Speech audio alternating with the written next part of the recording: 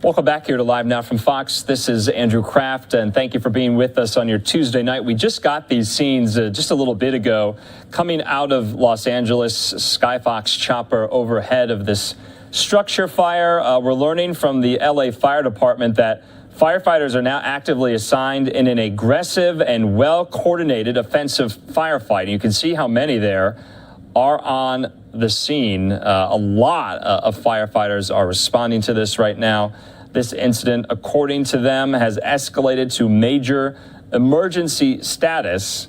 No injuries have been reported just yet. It seems like firefighters there right outside this blaze are preparing to douse these flames and extinguish this. You can see the fire is seeming to be somewhat contained to this area.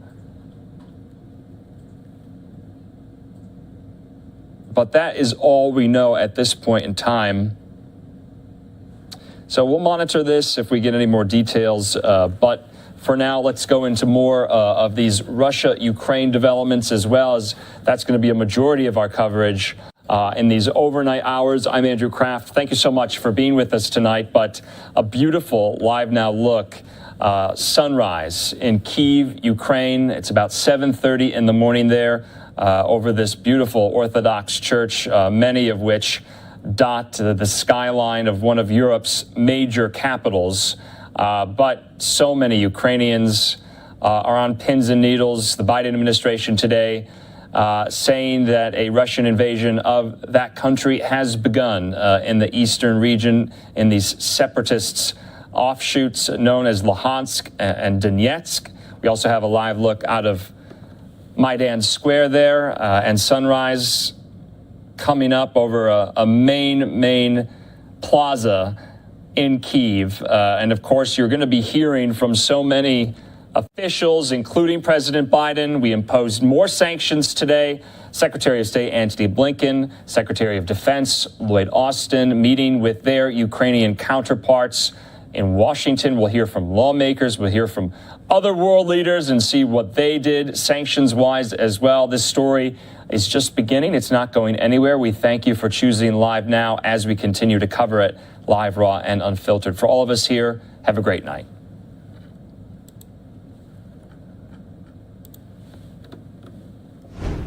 Yesterday, Vladimir Putin recognized two regions of Ukraine as independent states. And he bizarrely asserted that these regions are no longer part of Ukraine and their sovereign territory. To put it simply, Russia just announced that it is carving out a big chunk of Ukraine. Last night, Putin authorized Russian forces to deploy into these regions. Today, he asserted that these regions are actually extend deeper than the two areas he recognized, claiming large areas currently under the jurisdiction of the Ukrainian government. He's setting up a rationale to take more territory by force, in my view. And if we listened to his speech last night, and many of you did, I know, he's setting up a rationale to go much further. This is the beginning of a Russian invasion of Ukraine, as he indicated and asked permission to be able to do from his Duma. So let's begin to, I'm going to begin to impose sanctions in response far beyond the steps we and our allies and partners implemented in 2014. And if Russia goes further with this invasion, we stand prepared to go further as with sanctions. Who in the Lord's name does Putin think gives him the right to declare new so-called countries on territory that belong to his neighbors? This is a flagrant violation of international law, and it demands a firm response from the international community. Over the last few months, we've coordinated closely with our NATO allies and partners in Europe and around the world to prepare that response. We've said all along, and I've told Putin to his face more than a month ago, that we would act together. And the moment Russia moved against Ukraine, Russia has now undeniably moved against Ukraine by declaring these independent states. So today, I'm announcing the first tranche of sanctions to impose costs on Russia in response to their actions yesterday. These have been closely coordinated with our allies and partners, and will continue to escalate sanctions if Russia escalates. We're implementing full blocking sanctions on two large Russian financial institutions, VEB and their military bank. We're implementing comprehensive sanctions on Russian sovereign debt. That means we've cut off Russia's government from Western financing. It can no longer raise money from the West and cannot trade in its new debt on our markets or European markets either. Starting tomorrow and continuing in the days ahead, we'll also impose sanctions on Russia's elites and their family members. They share in the corrupt gains of the Kremlin policies and should share in the pain as well. And because of Russia's actions, we've worked with Germany to ensure Nord Stream 2 will not, as I promised, will not move forward. As Russia contemplates its next move, we have our next move prepared as well. Russia will pay an even steeper price if it continues its aggression, including additional sanctions. The United States will continue to provide defensive assistance to Ukraine in the meantime, and will continue to reinforce and reassure our NATO allies. Today, in response to Russia's admission that it will not withdraw its forces from Belarus, I have authorized additional movements of U.S. forces and equipment already stationed in Europe to strengthen our Baltic allies, Estonia, Latvia, and Lithuania. Let me be clear, these are totally defensive moves on our part. We have no intention of fighting Russia. We want to send an unmistakable message, though, that the United States, together with our allies, will defend every inch of NATO territory and abide by the commitments we made to NATO. We still believe that Russia is poised to go much further in launching a massive military attack against Ukraine. Hope I'm wrong about that. Hope we're wrong about that. But Russia has only escalated its threat against the rest of Ukrainian territory, including major cities and including the capital city of Kyiv. There are still well over 150,000 Russian troops surrounding Ukraine. And as I said, Russian forces remain positioned in Belarus to attack Ukraine from the north, including warplanes and offensive missile systems. Russia has moved troops closer to Ukraine's border with Russia. Russia's naval vessels are maneuvering in the Black Sea to Ukraine's south, including amphibious assault ships, missile cruisers, and submarines.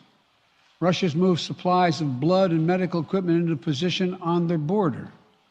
You don't need blood unless you plan on starting a war.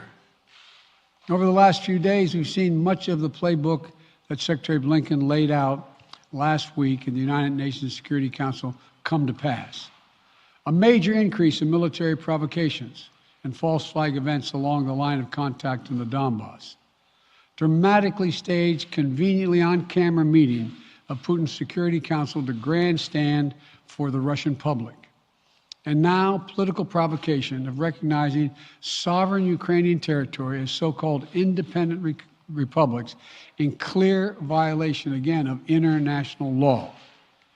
President Putin has sought authorization from the Russian parliament to use military force outside of Russian territory.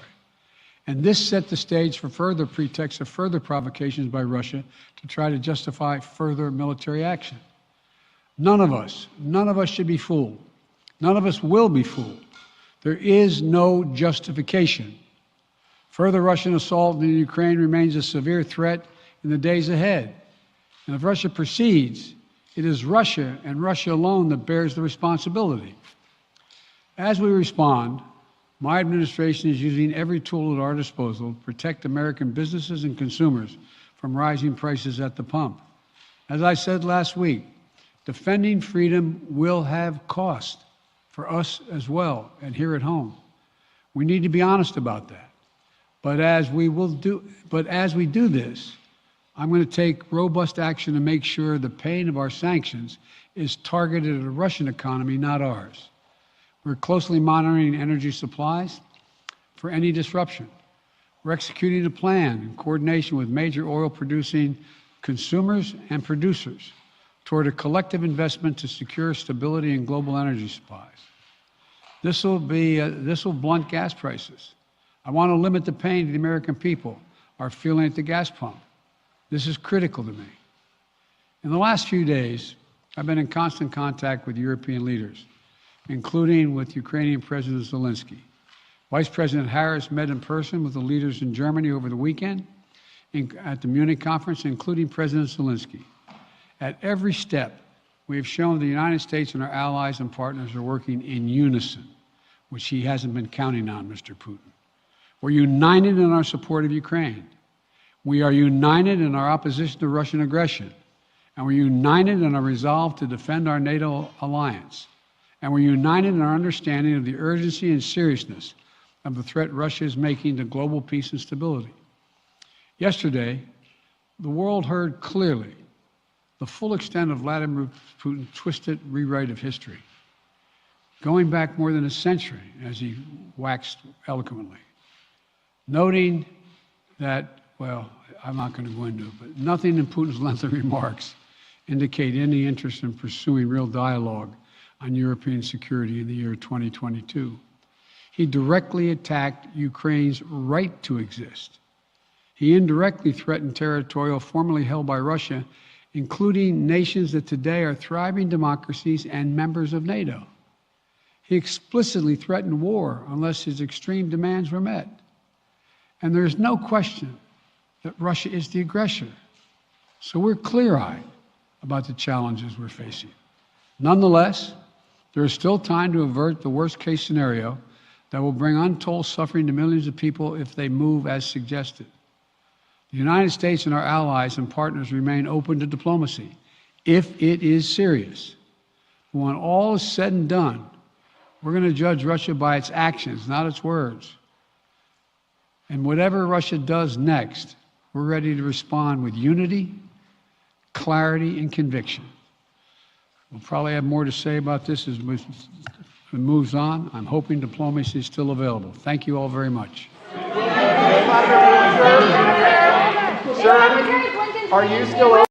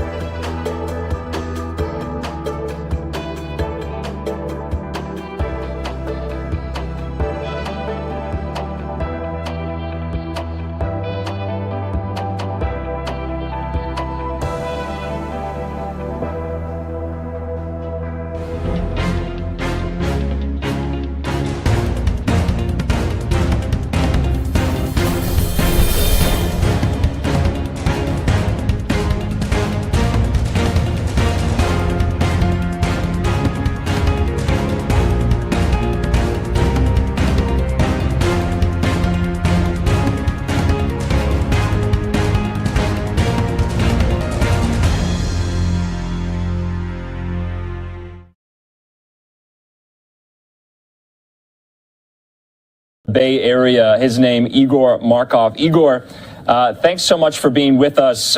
We know that you are very involved in the Ukrainian-American community there in the Bay Area, but also with an organization known as Nova Ukraine, and we can get into the specifics of what that organization does.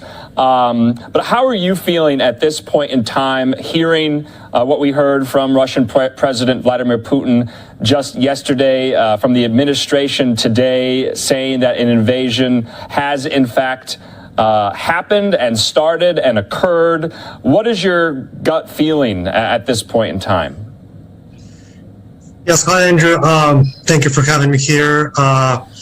Let me get straight to the main question. The events of yesterday and today are appalling, even though there has been a discussion of possible invasion. The reasoning that Putin created the wording that he uses, the law that the Russian Duma approved. That is just madness. It's very hard to believe that this is happening, and people are very dismayed. People are fearing a large number of casualties, but many Ukrainians are willing to fight. Although, of course, from here we can only do what we can. You know, Igor, you told me you were born and you grew up in Kyiv. How did you take that? What did you make of that when Putin said that yesterday, that essentially Ukraine does not have a right to exist, that it essentially was created by the Russian imperialist, state way back when? We're talking, 18th, 17th century stuff here, that your country does not have a right to exist. How did you take that? That's nonsense. We've heard this from Putin before in 2014. We've heard this from his cronies, and just opening a history book, it makes it very clear that Ukraine and Kyiv specifically, the capital, existed long before Moscow existed. The landmarks, there is a big landmark cathedral in Kyiv from the 12th century. This was a country. The statehood of Ukraine was delayed by the Russian Empire. Ukraine was a country after the Russian Empire dissolved, and Ukraine has all the rights to exist. In fact, Putin recognized Ukraine as a country. Ukraine is a founding member of the United Nations. What Putin is saying is just propaganda and nonsense. Igor, I know you've been in touch with some of your family who are still in Ukraine, who live in Ukraine. They go about their daily lives there. What have they told you, and are they preparing for the worst at this point? Yes, people are preparing for the worst. There is a number of people who, for the last few weeks, have been going to training for territorial defense. All over Ukraine, a number of people are working on tactical medicine, learning how to give first aid. They're creating beds for wounded who may appear in large numbers soon. People are preparing, definitely. At the same time, there's always hope for some kind of peaceful resolution or peaceful agreements. On the other hand, the terms, the demands that Putin set, they're completely unrealistic. He wants Ukraine to recognize Crimea as Russian territory. This is a complete non-starter. Can you go into some of those conversations and some of your family members who are back there? What have they told you specifically? I know you were telling me that they are preparing for possible Plan B, Plan C, Plan D in the event that Russian forces come into Kyiv, and of course that is limiting a lot of travel options available to Ukrainians. We know that many, especially European airline carriers, have suspended flights inbound and outbound. Yes, apparently Turkish airlines are still flying out of KBP, the Kyiv Boryspil airport, but trains are working on schedule, and it's quite difficult to get tickets here because people are moving west in large numbers. The main option for many people is to move somewhere in western Ukraine, and so they still have hotels available, and of course people with relatives and friends have options. And then after that, the next option is to move to safer places west of Ukraine. There are 4 NATO members with shared border with Ukraine, Romania, Hungary, Slovakia, and Poland. And those countries are preparing for an influx of refugees. And that is definitely an option too. Western Europe is also preparing for possible refugees from Ukraine, unfortunately. Igor, what do you want American audiences to know about Ukraine? And to put it very, very bluntly, why should an American audience right now care about what is happening in Ukraine, in the place where you were born, where you were raised? What does it mean to you? Yes, the events in Ukraine are far from isolated to that part of the world. Putin is assaulting democracy. and Ukraine would be only one step in his game. So I think it's important to view these events for what they are. Putin is trying to divide the world into spheres of influence, and there were direct references to that in his speeches and in other pronouncements out of Russia. There were their foreign minister Lavrov referred to forgetting the ideals of the 1943 Yalta Conference, which did divide Europe into and much of the world into spheres of influence. But the world is not working like that today, and so the U.S. must persevere, and I think preserving the world order and keeping us all safe is very, very important. Igor, and thank you for coming on and sharing your story, but you're part of a very large and vibrant Ukrainian-American community in the Bay Area. There are many communities like that around the country. What are they doing right now, and what are they doing to raise awareness about this? Yes, Andrew, there are over 1 million Ukrainian Americans in the U.S. I just looked it up, official data. There are over 100,000 in California, and in the Bay Area, anywhere between 15 and 20,000. There is a vibrant community. We talk to each other. We have events. We held a rally in San Francisco with over 400 people. On Sunday, and there were letters signed to representatives, to senators. We are trying to do what we can. We are appearing in media, broadcasts, and we are keeping track of events. We are collecting money. We are running fundraisers. The Nova Ukraine nonprofit and also Razom for Ukraine, our partner organization. There are a number of these fundraisers running right now. You could find us on the web, on Facebook very easily. And we are hoping to help Ukraine and keep as many people safe as we can. And Igor, let's talk about an organization called Nova Ukraine, and you are a member of their board of directors. What is their mission statement? And you know, speaking of the current moment and the current situation, has that mission statement changed? Has it kind of refashioned itself to meet this crisis? Nova Ukraine was founded in 2014 when Russia annexed Crimea and started the war in eastern Ukraine.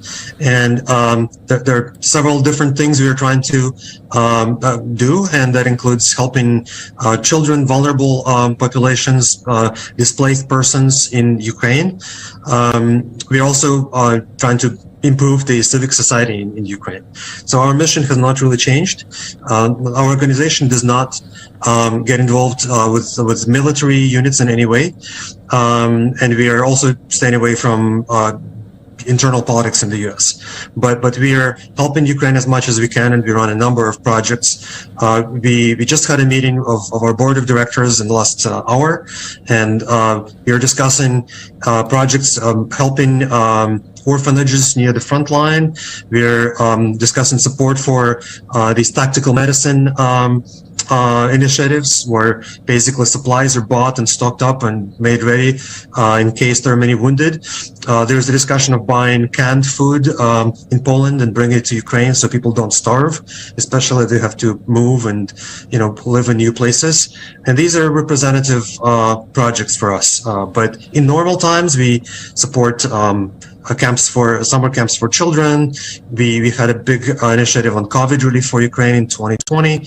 Of course, times are a little different now, and we are looking for all the ways that we can and keep people safe. Igor, just last thoughts. I'm putting up a LiveNOW look there in Kyiv that we've had for the last several days. It's about 5:15 on a very early Wednesday morning. We also have a LiveNOW look as well out of Maidan Square there in Kyiv as well. Igor, I just wanted to get your final thoughts and if you are hopeful in this moment. We're all hopeful. Everyone hopes for some kind of peaceful resolution, although we see with every day that the chances of that are decreasing.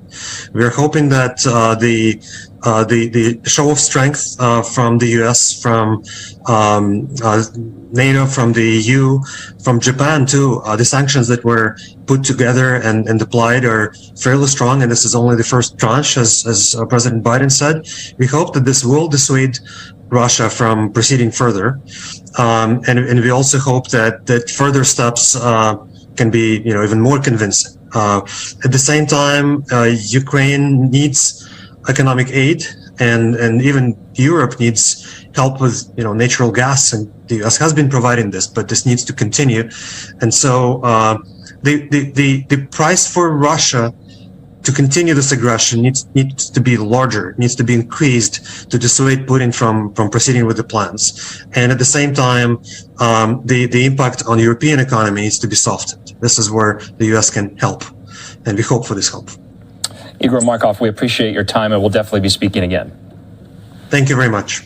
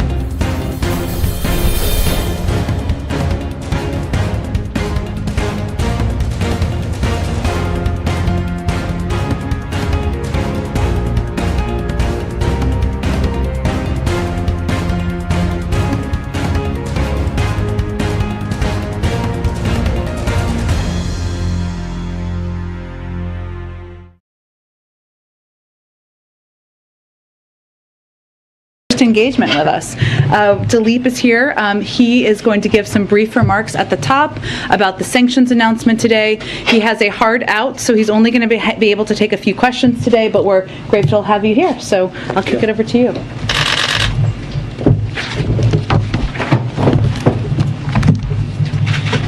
Russia's long previewed invasion of Ukraine has begun, and so too has our response. Today, the President responded swiftly and in lockstep with allies and partners. The speed and coordination was historic. In previous sanctions regimes, it took weeks and months to mount a decisive response. This time, we announced our first tranche of sanctions in less than a day, and in lockstep with allies and partners in the European Union, the United Kingdom, Canada, Japan, and Australia. Let me say a few words about the details of the package. First, hello. There's no easy segue from that. Close your ears. First, after consultations overnight with Germany, Russia's Nord Stream 2 natural gas pipeline will not become operational. That's an $11 billion investment in a prized gas pipeline controlled by Russia that will now go to waste, and it sacrifices what would have been a cash cow for Russia's coffers. But it's not just about the money. This decision will relieve Russia's geostrategic chokehold over Europe through its supply of gas, and it's a major turning point in the world's energy independence from Russia. Second, we've demonstrated the potency of our financial sanctions, and make no mistake, this is only the sharp edge of the pain we can inflict. In lockstep with our allies, we're fully blocking from the global financial system the fifth largest Russian financial institution, VEB. This is a glorified piggy bank for the Kremlin that holds more than $50 billion in assets. We're also fully blocking Promvaya's bank. This is a bank that holds $35 billion in assets that finances the activities of the Russian military. In plain English, full block means these banks can no longer make any transactions with the US, nor with Europe, as Europe matched our actions, and their assets in our respective financial systems will be frozen. And let me be totally clear, no Russian financial institution is safe if the invasion proceeds. We are ready to press a button to take action on the two largest Russian financial institutions, which collectively hold almost $750 billion in assets, or more than half of the total in the Russian banking system. Third, together with our allies, we've also cut off the Russian government, the Russian central bank, and Russian sovereign wealth funds from new financing from the US and Europe. The Kremlin can no longer raise money from the US or Europe, and its new debt can no longer trade on US or European financial markets. Fourth, we've fully sanctioned a group of Russian elites and their family members. These individuals share in the corrupt gains of the Kremlin, and they will now share in the pain. Other Russian elites and their family members are now on notice that additional actions could be taken on them as well. I also want to take a minute to address a key part of the President's speech on energy markets. We were deliberate to direct the pain of our sanctions towards the Russian economy, not ours. None of our measures are designed to disrupt the flow of energy to global markets, and we are now executing a plan in coordination with major oil producers and major oil consumers to secure the stability of global energy supplies. Let me just end where I started. This was the beginning of an invasion, and this is the beginning of our response. The actions we took today were only the first tranche. If Putin escalates further, we will escalate further, using financial sanctions and export controls, which we've yet to unveil, but which are fully prepared to implement with allies and partners across the world. Lastly, make no mistake, our response goes well beyond sanctions and export controls. We're continuing to fortify NATO's eastern flank to reinforce a sacred Article 5 commitment to defend every inch of NATO territory. Just today, the President announced that additional troops and equipment will be shifted within Europe to the Baltics. We'll continue to provide defensive assistance to Ukraine. Already over the past year, we provided $650 billion to this effect, the most of any year. And we'll continue to work with allies and partners to provide economic assistance to Ukraine. With the idea being we want to create a successful alternative in Ukraine to Russian-style kleptocracy, which may be Putin's greatest fear of all. Josh? Thank you. Hi, thank you. Can you speak a little bit more about the energy component? What tools do you have in the tool chest, given that there's been an effort ongoing now for several months to control the price increases that we're seeing for gasoline in particular? What can you do to help energy prices not bite the way that President Biden appears to worry that they will? Yeah. So this is an ongoing effort and a sensitive effort. I can give you a bit of detail on what that involves. Number one, it involves coordinating our actions with major energy producers. We all have reserves at our disposal, and those reserves could help support the supply of energy worldwide. Number two, we're working closely with major energy producers. Several of them have the spare capacity to provide supply to global energy markets and to balance the market in the event of any supply disruption. Number three, we can work with energy companies to surge their capacity to supply energy to the market, particularly as prices rise. And number four, we can be very clear that if President Putin weaponizes energy supply, it will be met with massive consequences, and it will only accelerate the diversification of Europe and the world away from Russian energy. Can you speak quickly to the decision to what seems to be delinking the sanctions? Initially, the President was signaling if there is an invasion or a further invasion, that the sanctions would come full stop, one swoop. Now we're seeing sort of more of a tit-for-tat approach. You're warning here today that President Putin goes further, so will the sanctions. Can you walk us through that process at all? It seems like the U.S. is now breaking its sanctions package into chunks, where whereas the expectation had been that it would come all at once. Yeah, well, look, today's package is a severe action. I walked through the elements of it with Nord Stream, the financial sanctions, sovereign debt, and the elites. Number two, it's just the beginning. This was the beginning of an invasion. This is just the beginning of our response. But number three, and this really gets to your question, I think, most fundamentally, no one should think that it's our goal to max out on sanctions. Sanctions are not an end to themselves. They serve a higher purpose, and that purpose is to deter and prevent. They're meant to prevent and deter a large-scale invasion of Ukraine that could involve the seizure of major cities, including Kyiv. They're meant to prevent large-scale human suffering that could involve tens of thousands of casualties in a conflict. And they're meant to prevent the installation of a puppet government controlled by Moscow that subjugates the will of Ukraine and prevents the people of Ukraine from choosing their own destiny and setting their own course. That's what this is all about. What's it going to take to target Putin directly? I'm not going to telegraph exactly what it would take and under what circumstances that would occur, but no option is off the table, as the president said. But the EU president said today this is the most dangerous moment in European security in a generation. So if not today, when? What? Look, as I say, we mounted a very significant response today. We can escalate that response further. There are a number of actions we can take using financial sanctions, export controls, fortifying our eastern flank, helping Ukraine defend itself, helping each other deal with the costs and consequences of Russia's invasion, and most importantly, having a shared confidence among allies in our way of life, our economic model, our political model. If Russia wants to sequester itself from Western technology, the Western economy, and from Western financial markets, that is a bad strategic choice for Russia. But we're going to step up in solidarity to advance our values and principles. Thanks. You mentioned that sanctions are meant to deter and prevent, but the fact of the matter is the sanctions you're announcing today and announced last night did not deter or prevent Russia's actions yesterday and over the weekend. What gives you any confidence that the remaining sanctions that haven't been imposed yet can deter or prevent a further Russian invasion and aggression in Ukraine? Well, look, it's day one, and President Putin has choices to make. We have choices to make. Our job is to manage risks and to impose consequences for a further escalation of this conflict by President Putin. We can do that through financial sanctions. We can do that through export controls. We can do that through fortifying NATO's eastern flank. We can do that through providing defensive assistance to Ukraine. We can do that by being prepared for any energy market impact that occurs from Russia's choices. Those are the choices that are within our disposal. And let me just take a step back and talk about sanctions. You know, we have principles that matter in terms of how we design a sanctions package. They need to be powerful enough to demonstrate our resolve and the capacity to impose overwhelming costs. They should be calibrated such that we can maximize coordination with our allies and partners. They should maintain flexibility so we can escalate or de-escalate depending on what Putin does. They should be responsible so that we avoid unwanted spillovers to the U.S. and global economy. And they need to be sustainable. They work over time, not on day one.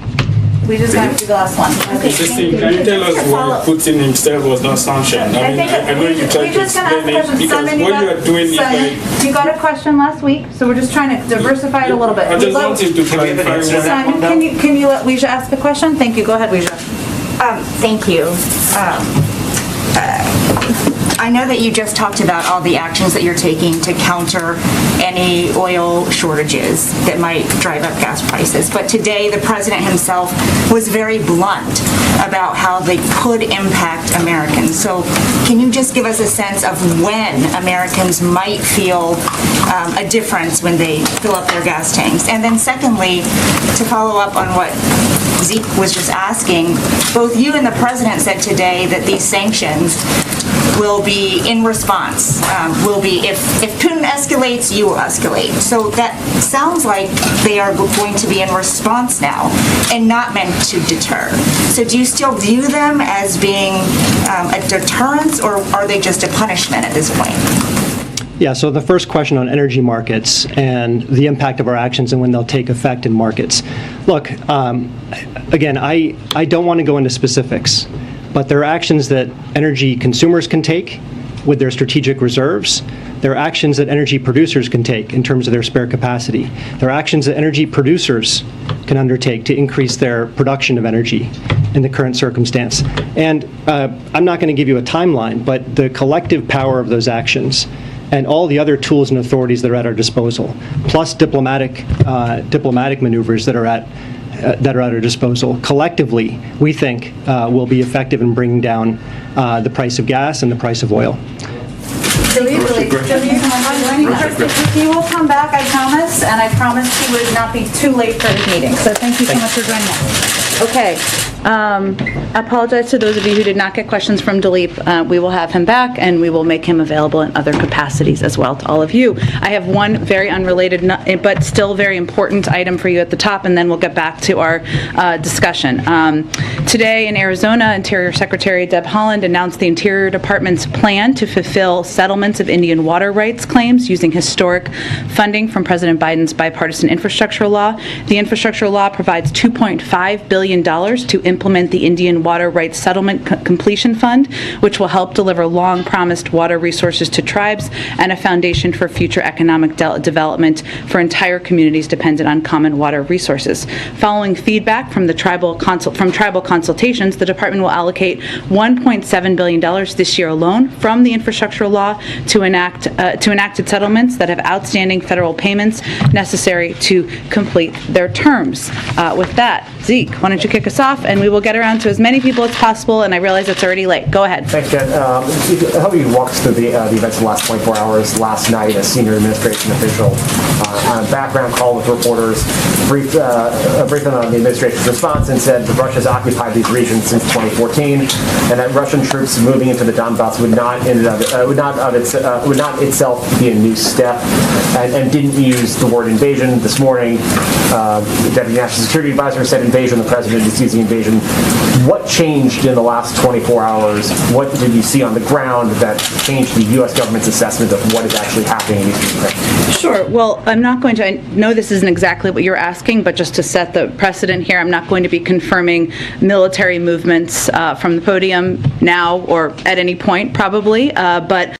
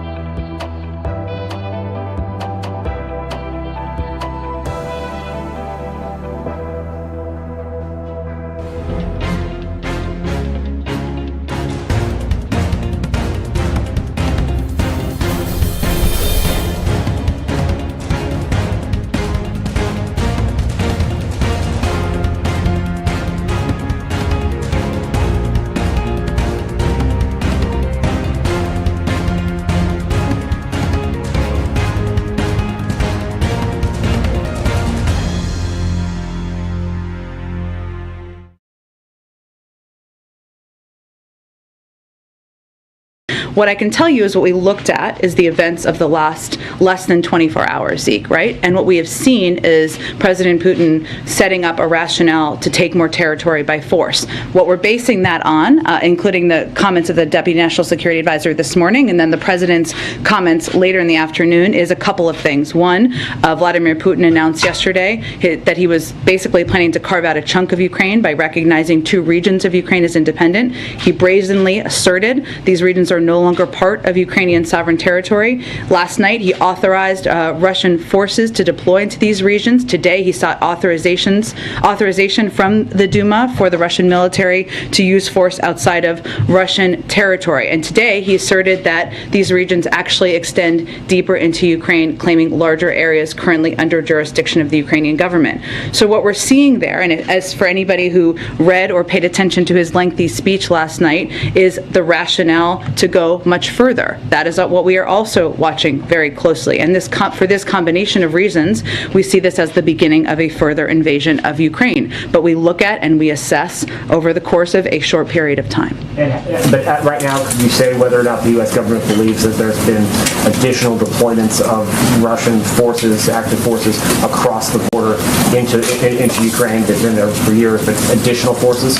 I'm not going to get into military assessments of military movements from here. And then on a separate topic, the president, and we've talked about this as well, warned Americans in the last several weeks that they should be prepared to bear the cost of standing up for Ukraine's sovereignty. There's been a lot of conversation about this, and I was hoping you could maybe speak to clarify this a little bit. Why should Americans, feel that they have to? That is a cost that they should have to bear, and that should affect their lives. And how much should they be prepared for this, geopolitical crisis to impact their day-to-day life? Well, I think what hopefully the American people who are tuning into this or have been tuning into this will see is that the President of the United States and his entire national security apparatus have been rallying the world and standing up against the efforts of Russia to invade and carve out a chunk of another country for their own.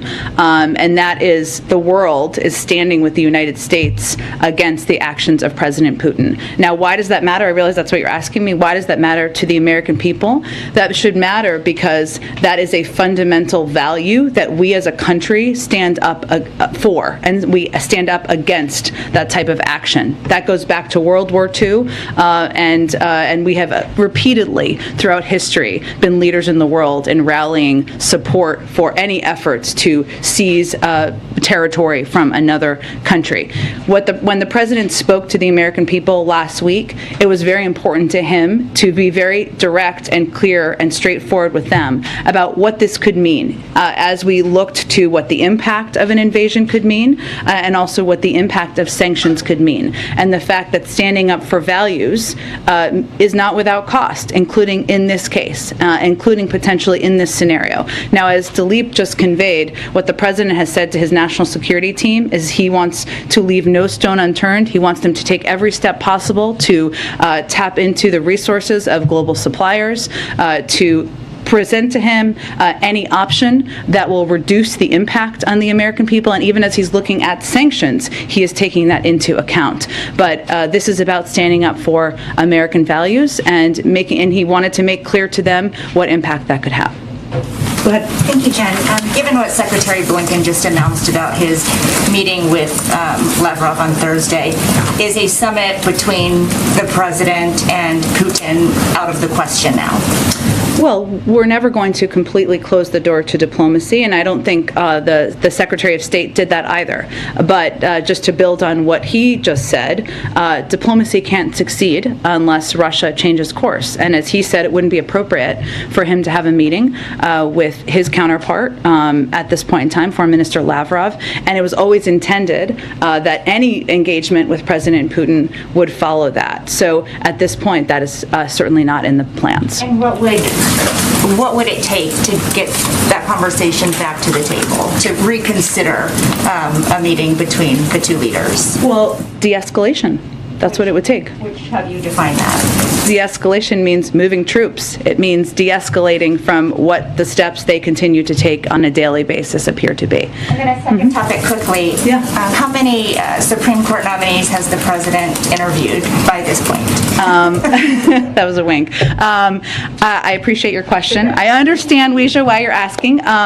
We are, of course, a very short period of time away from the end of the month of February. The President has not made a decision about who he's going to nominate, but I'm still not going to get into details about the internal process. More to tell soon. Go ahead, Peter. Thank you, Jen. The President said in the spring that Pentagon generals had briefed him that the greatest threat facing America is global warming. Is that still the assessment now that we are facing down a potential cyber war with Russia?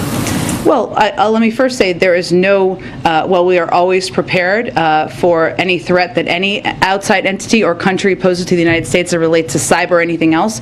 There is no current pending threat on as it relates to cyber. In terms of the threats you're touching on, that was a briefing from the military, so I'd point you to them. And so as far as anybody watching who's seen the coverage, it's very, at times, distressing images of Russian military movements. The number one threat facing the country right now remains global warming. Well, Peter, I think it's important, as we're all educating the public here, to convey and reiterate the President has no intention of sending U.S. troops into Ukraine to fight in Ukraine. What we are doing is we are abiding by our obligations to our NATO allies and partners to ensure that they have the support and the resources that they need, and that is our right and our obligation as the United States. Okay, and why do you guys think that sanctions are going to stop Putin if his goal ultimately is to redraw the map so it looks like it did 70 or 80 years ago? What sanction is going to stop him from doing that? Well, I think just to kind of reiterate maybe something you touched on there, for anyone who watched his speech last night, what he made clear in that speech is that he doesn't even necessarily or doesn't recognize the independence of Ukraine as a country. And that certainly gives us an indication of where his intentions are at this point in time. Sanctions can be a powerful tool. They have been in a lot of moments throughout history, and what we view them as or how we're viewing them, as we're starting high, as Dilip just conveyed here, in terms of the significance and the severity of the sanctions that were announced today. Yes, our intention is to have a deterrent effect, and there are, what they have done to date is completely unacceptable. There's certainly far worse that could happen. What we want to do is prevent a large-scale invasion, death and destruction across Ukraine, devastation to the Ukrainian people, and that what happens with sanctions is they work over time. They're not an end. They're not intended to max out at the beginning. They're long-lasting and sustainable, and they're intended to squeeze. But if you look at what is happening now, what President Putin has stated as his intention is he wants to divide NATO. The opposite of that has happened, Peter. He also wanted a geopolitical project, Nord Stream 2, to go forward. That has not happened. He wants to make sure there is a vibrant economy for the Russian people. They're not on that track. So his intentions and his objectives are not playing out. But so I guess to follow up on that, the president said before he got here that Putin knows if I am president of the United States, his days of tyranny and trying to intimidate the United States and those in Eastern Europe are over. It's 2.5 years later. He is intimidating the United States and those in Eastern Europe. What happened? I'd hardly put it that way. I would look at it actually from the prism of the United States, and President Biden has rallied the world, rallied Europe to stand up against the efforts and the actions of President Putin. And we've laid out very clearly exactly $4 gas, $5 gas, however how you guys think it's going to go, something like that is not intimidating. You asked me if we were intimidated by the President Putin, and I think the evidence of that doesn't exist. Go ahead, Kristen. Thank you, Jen. If I can try one more time on sanctions. Yeah. The president of Ukraine on Saturday called on the United States and its allies to impose the toughest sanctions, and as all of these questions suggest, President Putin doesn't seem to be deterred at this point. Why not choke Russia out financially right now as a way to try to stop him? Well, here's how our national security team looks at sanctions. It's a very good question. I think it's actually a different one than what was asked. Is we look at them for a couple of purposes. One, not that they are going to be an end on their own. Just the announcement of sanctions is not going to have the immediate impact. They're not intended to work that way. They're not intended to max out at the beginning. This is why we've always intended to have a range of sanction steps that we could plus up to or escalate to if his behavior and his actions continue to be escalatory. And also, if we do all the sanctions now, what is the deterrent effect or impact of preventing him to take further action? That is what the conversation we've been in with the global community, and that is how we've been approaching it to date. Senator Lindsey Graham says President Biden is missing the moment. Does he run the risk of being too cautious here with this tranche approach? In what capacity is he missing the moment? Did Senator Graham? I'll read you the entire Okay, go ahead. This is a critical moment in history. President Biden is not seizing the moment. The sanctions outlined are woefully Did he say that before or after we announced the sanctions? He's been saying this consistently. Well, look, I think it's an important question because what the president announced was the sanctioning of two enormous financial institutions that is essentially going to make it more difficult for people close to President Putin and in the Russian elite to do business. And this is just the beginning. When do you think they'll start to feel the impact? When will they feel the bite? Well, they're going to be implemented immediately. So obviously it takes some time, but our effort and our focus is on implementing them immediately. And going back to President Biden's statement that he wants to mitigate the impact on Americans, can you tell Americans how much pain will they feel with this first tranche? Well, I think what we're looking at here, Kristen, is of course the impact on natural gas producers primarily is in Europe, and we're working to help them too, but also on the oil markets. And obviously there are many additional steps that President Putin could take, and what we're seeing is that he has every intention of taking, so I can't give you a projection of that. Some of it depends on what the actions are. I think Americans will feel the impact in the coming weeks of these rounds. Again, it really depends on what the steps are. What was announced today was significant sanctions on Russian elite and on financial institutions there. The people who will be largely impacted are in Russia on those. If I could just try one more. SWIFT, not in this initial rollout. Not in the initial tranche, but remains on the table. Will it be in the next rollout if there needs to be another rollout? I can't give you a prediction of that, but again, we have a range of options that remain on the table, significant, that would have a significant and devastating impact on the Russian economy. We've already seen in the Russian economy the impact on inflation there and on the markets there of the expectation of these sanctions, but all of those options remain on the table, and I can't make a prediction of what's next. Go ahead. The president today used words like bizarre and twisted to describe Putin's remarks. Does the administration believe on what they saw in this speech yesterday, or in the last 24 hours, if you will, that Putin has shown some kind of change in his state of mind and his demeanor? I wouldn't say we'd characterize it that way, Cecilia. I mean, if you, for those of you who read or watched his speech last night, which was rife with historical inaccuracy, of course, he made clear that he does not view Ukraine, not just the areas he recognized yesterday, but the totality of Ukraine as an independent country. And he conveyed that by providing a lot of revisionist history details that are not aligned with what has happened over the last few decades. Now, we've seen some of that rhetoric if you look back to 2008 and even before then, but it is indicative of of his own belief that he has the right of Russia, and he has the right to take the territory, to claim territory from another country, and we just don't agree with that, obviously. If sanctions don't work, then what? What else is in the tool belt at the president's disposal at this point? Well, sanctions can take a number of formats, right? Export controls is certainly one of them. There's many more sanctions that we have at our disposal. The SWIFT system is obviously significant, not in the first tranche, but there's a range of options that remain on the table for sanctions. And again, as Dilip conveyed, but I think this is an important component to know, is that they're not intended to have an impact on the harshest impact on the first day. They're planned, or they're designed to have a squeezing impact over the course of time, and we have many more escalatory steps that we could take. Do you have specific agreements with countries, exporters, to ensure Europe has a steady supply of gas, or is that still a work in progress?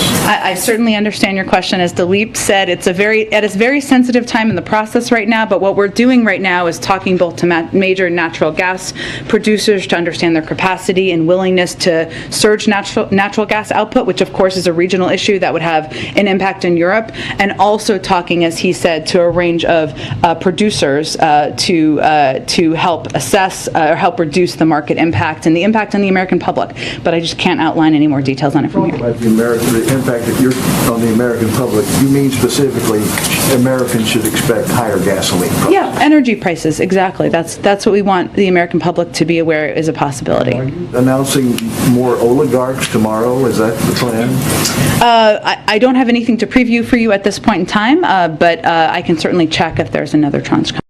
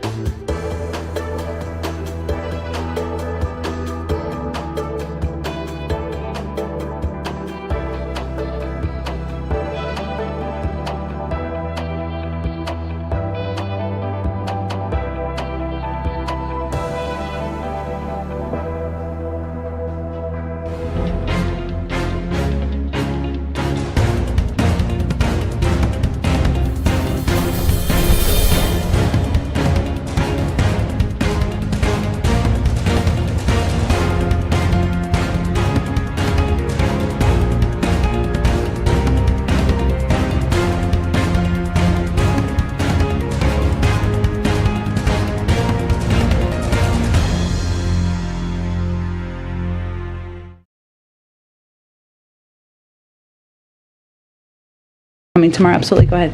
And given that the president stressed today that diplomacy is still available, but now the Blinken-Lavrov meeting is off, you just said this future, summit between the president and Putin is not in the plans anymore. Can you help paint a picture of what exactly diplomacy looks like in terms of dealing with Russia?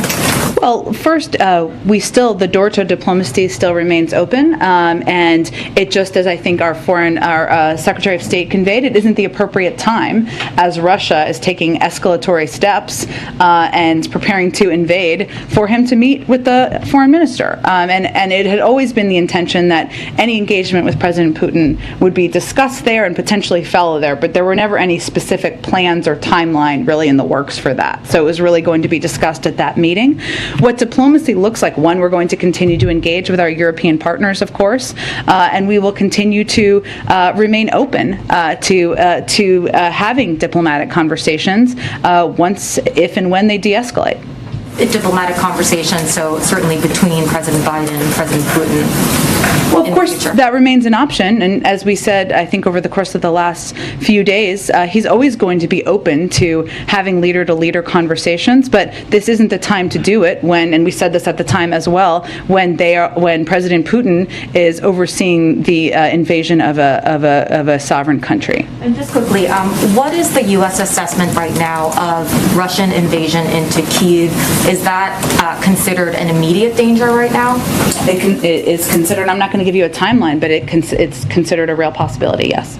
Go ahead. Thanks. For weeks, Jake Sullivan and other top officials have said that the administration, the White House, has learned the lessons of 2014, and you will in sanctions, you will start high and stay high rather than gradually escalate.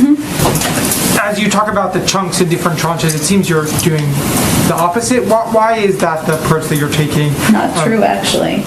We actually didn't sanction these type of financial institutions back in 2014, and it took several weeks to sanction these type of institutions. But more in terms of the theory of the case, that instead of doing it in pieces where you start and then continue to add on the lessons that Jake and others have signaled, was that you start high and stay high instead of doing it more piecemeal. Well, that's exactly what we're doing. So the announcement that was made today about these financial institutions is more significant than what was done in 2014, and we would only build further from here. So that is starting high and staying high.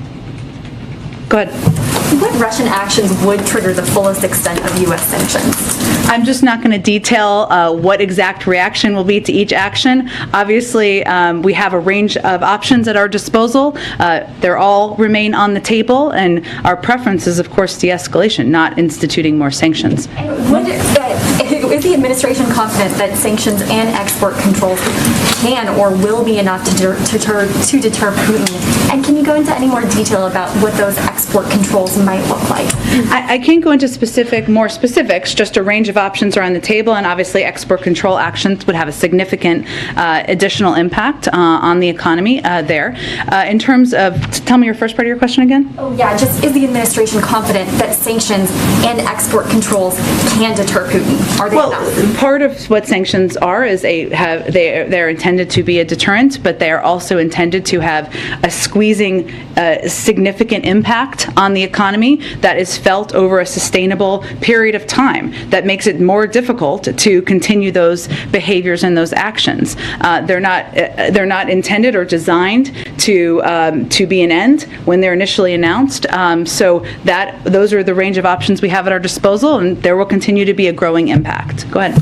Thanks. The president said last week that he was hoping to maybe work with Congress on some sort of proposal to address energy prices. Is that still on the table, or is this focus now on sort of diplomacy with producers and consumers? All is on the table. And what might that look like? Discussions with Congress? Yeah, would it be in the form of legislation to lower prices? I mean, what kind of policies is that? Is an option, but I don't have anything to detail for you at this point in time. On another subject, the U.S. and several countries are close to reaching a nuclear deal with Iran. What's the likelihood of an agreement, this week in your view? And would the U.S. agree to a deal that does not include the release of U.S. and British prisoners held by Iran? Well, let me start with your second question, because this is a really important one. But the discussions on unjustly detained and innocent Americans remain separate from the JCPOA talks. As Special Envoy Malley has reiterated, it's very hard for us to imagine getting back into the nuclear deal or agreeing to kind of a new iteration of the deal, to the point of your question, while 4 innocent Americans and others are being held hostage by Iran. It's really a matter of urgency to bring the detainees home. We want it to be resolved immediately, but it is happening through a separate channel, those conversations. In terms of the status of the JCPOA talks, we have made substantial progress has been made over the last week or so, and is continuing to be made. Nothing is agreed until everything is agreed, and so until then, I'm not going to give you a rosy assessment, but it is, of course, good that substantial progress has been made. If Iran shows seriousness, we believe we can and should reach an understanding on mutual return to full implementation of the JCPOA. And just real quick, is the president concerned at all about the convoy of truckers that's making its way to Washington, and is he taking any sort of steps to protect them? Yes, we've actually been monitoring this closely. The Department of Homeland Security and the administration are tracking reports of a potential convoy that may be planning to travel to several U.S. cities, including Washington, D.C. We have been working, including from Dr. Liz Sherwood-Randall here, as well as our Homeland Security Department, closely with our federal, state, and local partners to continuously assess the threat environment and keep our communities safe.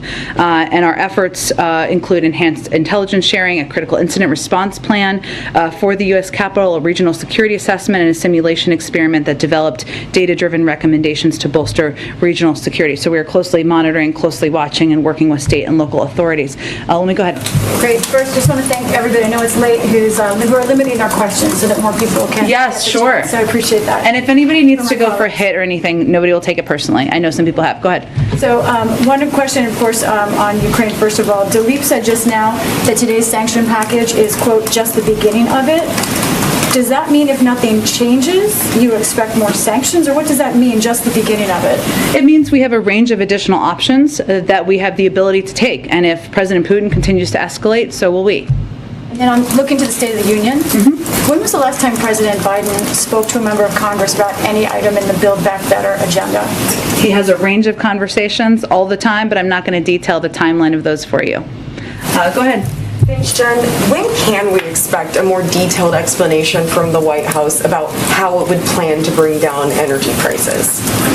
Well, I think as Dileep just conveyed, a lot of what's happening right now is sensitive. It includes conversations with foreign counterparts and other major large global suppliers. It also includes conversations we're continuing to have with Congress and others about what steps may be at our disposal, and the President is continuing to consider options. So I expect we'll have more to tell you when any decisions are made. And given what we have heard publicly from the Russians in the last several days, what level of concern does the White House have that the conflict could spill over out of Ukraine and into some of the other nations that the U.S. has vowed to protect militarily and are part of NATO? Well, without making any prediction of that, what I can tell you is that one of the steps we've taken, including an announcement that the Department of Defense made today about plussing up of an additional 800 personnel to the Baltic region from Italy, is that we take our commitments to our NATO allies and partners seriously, and we are going to continue to take steps to plus up their support and ensure that they know that they have the backing of the United States. But I'm not going to make any other predictions of that. Go ahead. Thanks a lot. The NSC, Brett McGurk. That was a little scary. Go ahead. NSC, Brett McGurk, and State Department's Amos Hochstein. I hope I didn't butcher Hochstein, but it's okay. Yes. I just wanted to ask, what concrete assurances were they able to secure on managing potential market pressures from Saudi Arabia? I certainly understand the question. We did confirm that they went on a trip and they discussed a range of issues, including Yemen, but also including steps we can all take to coordinate and reduce the impact on the global market on oil, but I can't detail anything further from here. If one of the objectives is not to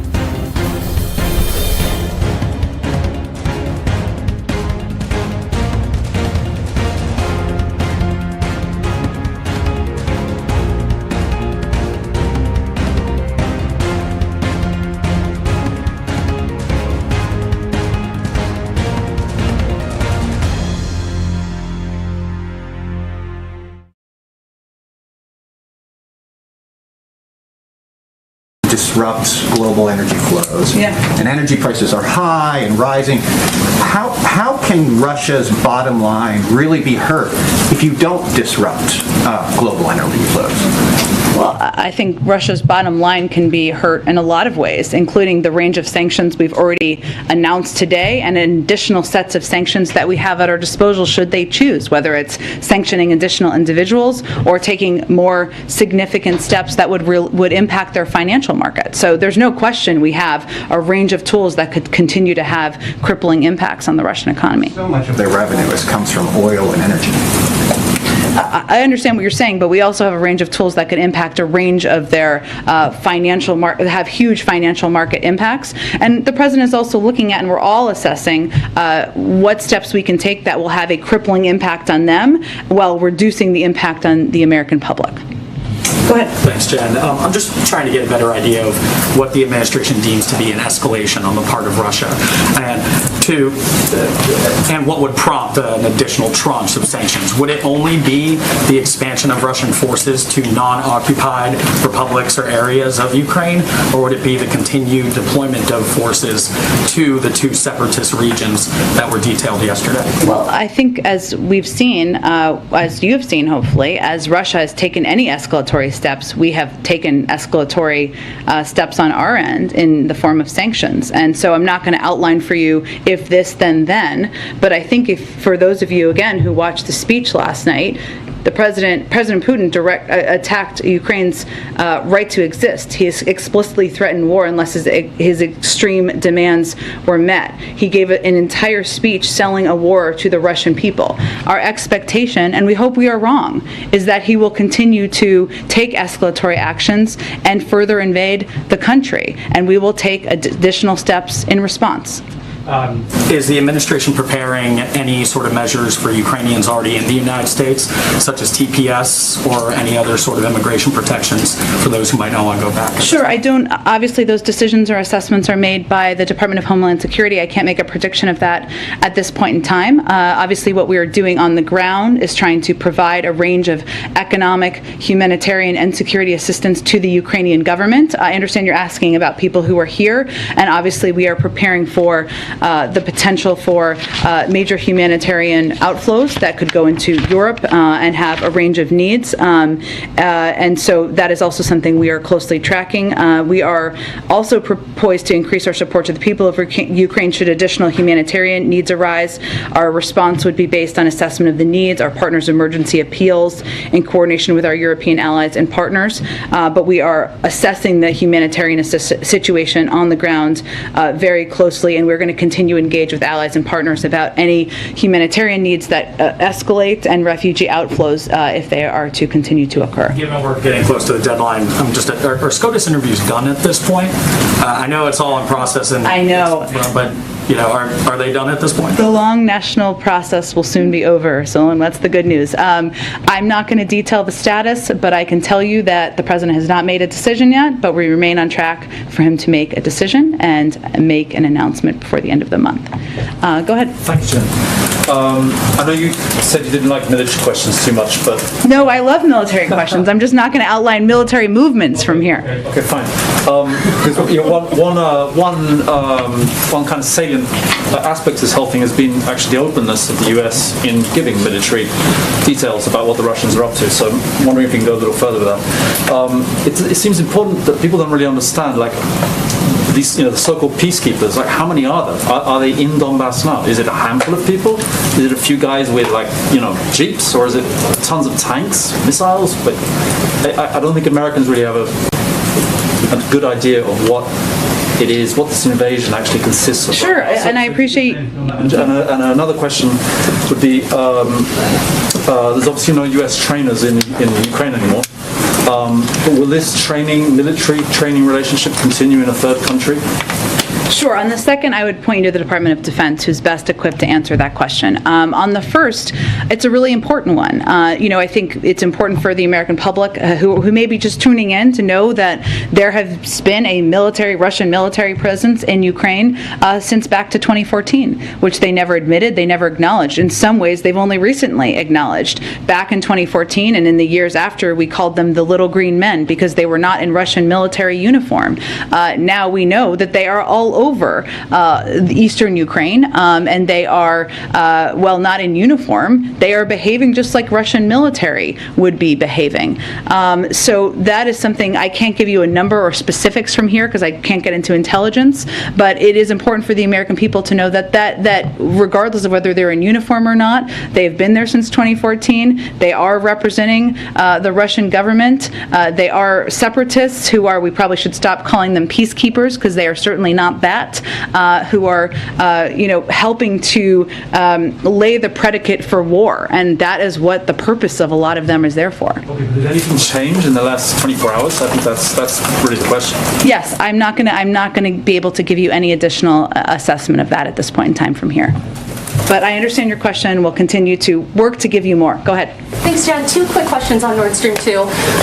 The first is, the deputy director just said that stopping Nord Stream 2 relieved Europe of a geostrategic chokehold that Russia would have had on them. So if Nord Stream 2 going online was such a threat, why in May did the president waive sanctions on the company and the chief executive behind it? And my second question is there a concern that Nord Stream 2, if Russia were to make concessions or retreat in some way, that might open up the door to Nord Stream 2 going back online? Or is it your understanding that it is dead no matter what Russia does? Well, I would first say that, the president has never been a supporter of Nord Stream 2. We've always criticized it as a project that we didn't support. We took a range of steps and sanctions, including sanctions, to make that very clear. What the announcement made by the German chancellor today was not by accident. It was at the conclusion of a range of diplomatic engagement and efforts by the president and members of our national security team and unity from the Europeans about the fact that this could not move forward. We've never felt, the president didn't feel, that issuing preemptive sanctions on that was the right step to take. But look where we are. Nord Stream 2 is not moving forward, and by the way, it hasn't been operational anyway. So, that's a fact. It's not moving forward at this point in time. In terms of the future, we've never felt it was a good project. We've been clear about that, and that assessment I don't expect would change in the future. Go ahead. Thank you, Jen. Does the White House have any reaction to former President Trump calling Putin's move yesterday genius and smart? Well, as a matter of policy, we try not to take advice from anyone who praises President Putin and his military strategy, which I believe is what happened there, expresses an openness to lifting sanctions about the seizing of territory in Crimea, or at any point in time told leaders of the G7 that Crimea is a part of Russia, regardless if they are a former president. So there's a bit of a different tactic, a bit of a different approach, and that's probably why President Biden and not his predecessor was able to rally the world and the global community in taking steps against Russia's aggression. Is there any fear that statements like that could turn support for Ukraine into a more partisan issue among the U.S. public? By the former president? Yeah. I think that is up to members of the Republican Party to make the decision, to make the determination. There has a long history, decades of history, which President Biden was a part of when he was chairman of the Foreign Relations Committee, of standing up to the efforts of any country to seize the territory of another country, standing up for efforts by the United States to rally global support against inappropriate and illegal actions by another country. There's a long history of that, not in a partisan way, in a bipartisan way, and certainly that choice is up to Republicans to determine. Go ahead. Thank you, Jen. I've got 2 questions quickly. The administration rolled out a list of sanctions against Russian oligarchs and elites. My question is, are any of them being sanctioned for the first time, or are these sort of repeat bad offenders? That's a good question. I'm sure we can get you a breakdown of that. I believe some of them are new, and certainly the banks are new, but let us get you a more specific breakdown of that. My second question is, the last time Jake Sullivan was here, he said that a Russian invasion of Ukraine would lead to U.S. sanctions, warning that that would necessarily make Moscow more beholden to Beijing. Obviously, both of those foreign powers aren't exactly the most friendly to us. So is the administration taking any steps or issuing any warnings to keep those geopolitical foes from aligning together and marching in lockstep? Well, long before the events of the last few months, we saw China and Russia moving closer together in some capacity. But right now, as we're looking at the actions of President Putin and as we're preparing for him to further invade Ukraine, to unfortunately put forward death and destruction on the country and the people of Ukraine, it's really a question for China on whether they look at that and think that's acceptable behavior. So I think you saw that our Secretary of State had a conversation with his counterpart in the last 24 or 48 hours, and we will certainly remain and continue to engage, but I think it's about looking at where the global community is in this moment and determining where you want to stand. Okay, go ahead. Thanks, Jen. I wanted to ask about rapid COVID tests. Do you have an update at this point on how many you've shipped and how many you have under contract? I believe we do, but I'm going to have to get that to you after the briefing. Let me get that to you after the briefing because I think we have some updated numbers on that. I think we're going to have to wrap up shortly here. Go ahead in the back. Thank you, Jen. I'm sorry I had to step out for a live shot for a moment, but so if somebody asked this question, I'm sorry. But I would like to clarify what Dalip said at the beginning. He said that Nord Stream 2 will go to waste now. So do you have assurance from Germany that it's the decision to cancel the project is final, or it's still reversible? Well, I don't have anything to build on beyond what the strong statements and the strong comments of the Chancellor this morning and the President's own statements about how it would not move forward. Okay, thanks everyone. We'll see you tomorrow.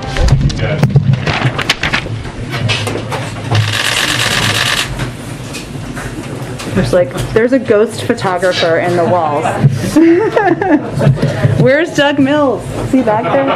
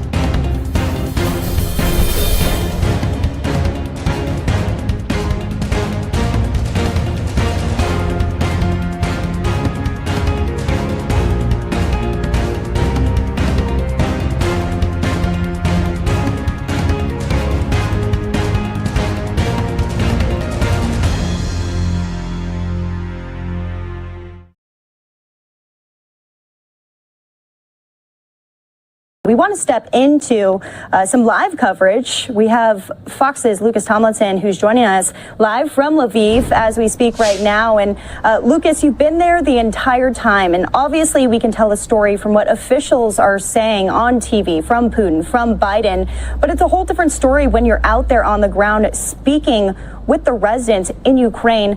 What do they have to say? Well, that's right, Daytona. It's kind of surreal, actually, because, you hear in a press conference in the White House, we just heard from President Biden. I'm speaking to officials at the Pentagon. There's 150,000 Russian troops on the border of this country poised to launch a large-scale invasion. It's pretty sobering. Yet when you walk around the streets here in Lviv, located about 6 hours west of the capital, where, by the way, U.S. diplomats have just evacuated. They fled over fears of that Russian invasion. When you walk around the streets here, there's not that many Americans here.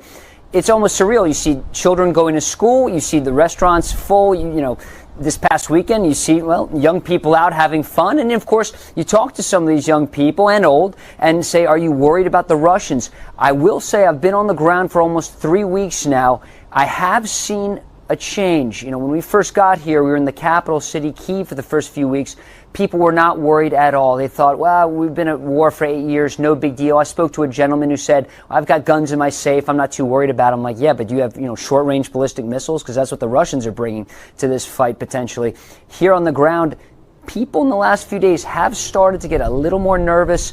Earlier today, I spoke to some younger people who said more in the last few weeks have been nervous. And some people have showed me their bomb shelters, even, Daytona. They're showing, dusting off the keys, trying to open up the old cellar to see, hey, if I have to flee, sometimes you have to just go straight to the basement.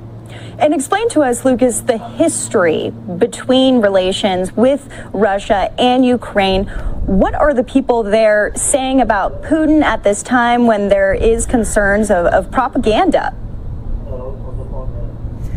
Well, Daytona, this is a crisis that's 30 years in the making since the fall of the Soviet Union.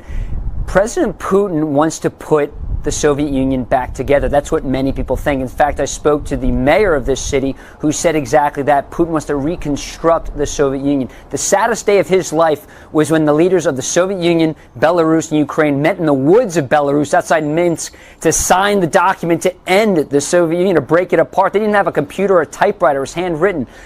Putin this summer, Daytona, wrote a 5,000-word essay about Ukraine. He said that Ukraine and Russia are one people. Now, the people we speak to on the ground disagree. They're happy to be independent. In fact, a majority of the citizens of this country want to be closer to the West. They want to join the European Union. They want to be part of NATO. That, of course, frightens Putin, who does not want to see NATO forces coming to his border. And, in fact, we just heard from President Biden, who said he's going to move forces. But back to the history, that's what's at stake here. Is Putin, many people think he's trying to bring back the Soviet Union. One senior intelligence official told me I should dust off my 1938 map of the Soviet Union. That's what Putin wants. And of course, we've seen him move tanks, some of these T-80s, T-72s into eastern Ukraine. I'm told tonight that more fuel shipments are going to some of those frontline Russian forces. There's a lot of concern here on the ground in Ukraine. An invasion could be coming soon, much larger than we've seen before. And let's talk about the deployment of troops right now, as well as evacuations. We're hearing of evacuations from Ukraine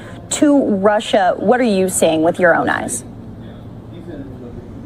Well, here in western Ukraine, this would be the out route. We're about 40 miles near the border of Poland. So if there's going to be an evacuation of millions of people, it's probably going to come through western Ukraine into NATO nations. Of course, that's where the U.S. military is. That's where about 5,000 U.S. troops have deployed to from the United States, particularly 82nd Airborne Division out of Fort Bragg. They arrived into Poland, and just moments ago we heard from President Biden that about 1,000 troops are going to be going to the Baltic states, Estonia, Latvia, Lithuania. That's on Russia's doorstep. And again, this is part of the issue. Biden does not see these as defensive forces, which is what the president called them. He sees NATO encroaching on his doorstep. Quick historical note, in 1999, when NATO expanded to the Warsaw Pact, former Warsaw Pact nations of Poland, Hungary, and the Czech Republic, Putin saw that as a threat. And what happened? 3 weeks later, NATO started bombing Serbia. So Putin saw this bombing of Belgrade and said, Moscow could be next. That's what he fears is NATO on his doorstep. Although the irony is, if you were to take Ukraine, he would now be bordering all these NATO nations. So Putin is trying to put back together the Soviet Union. That's what officials here say. He, in his hour-long speech last night, what President Biden called a twisted rewrite of history. Biden thinks that Ukraine is part of Russia, and he thinks when the Soviet Union broke apart, 12 million Russians in this country suddenly woke up overnight in a foreign land. That's where Putin's coming from. Of course, most people here disagree. Right. Lucas, last question for you. With recent remarks from President Biden about these new sanctions, is there increased concern from residents there on the ground that this could start to affect their everyday lives?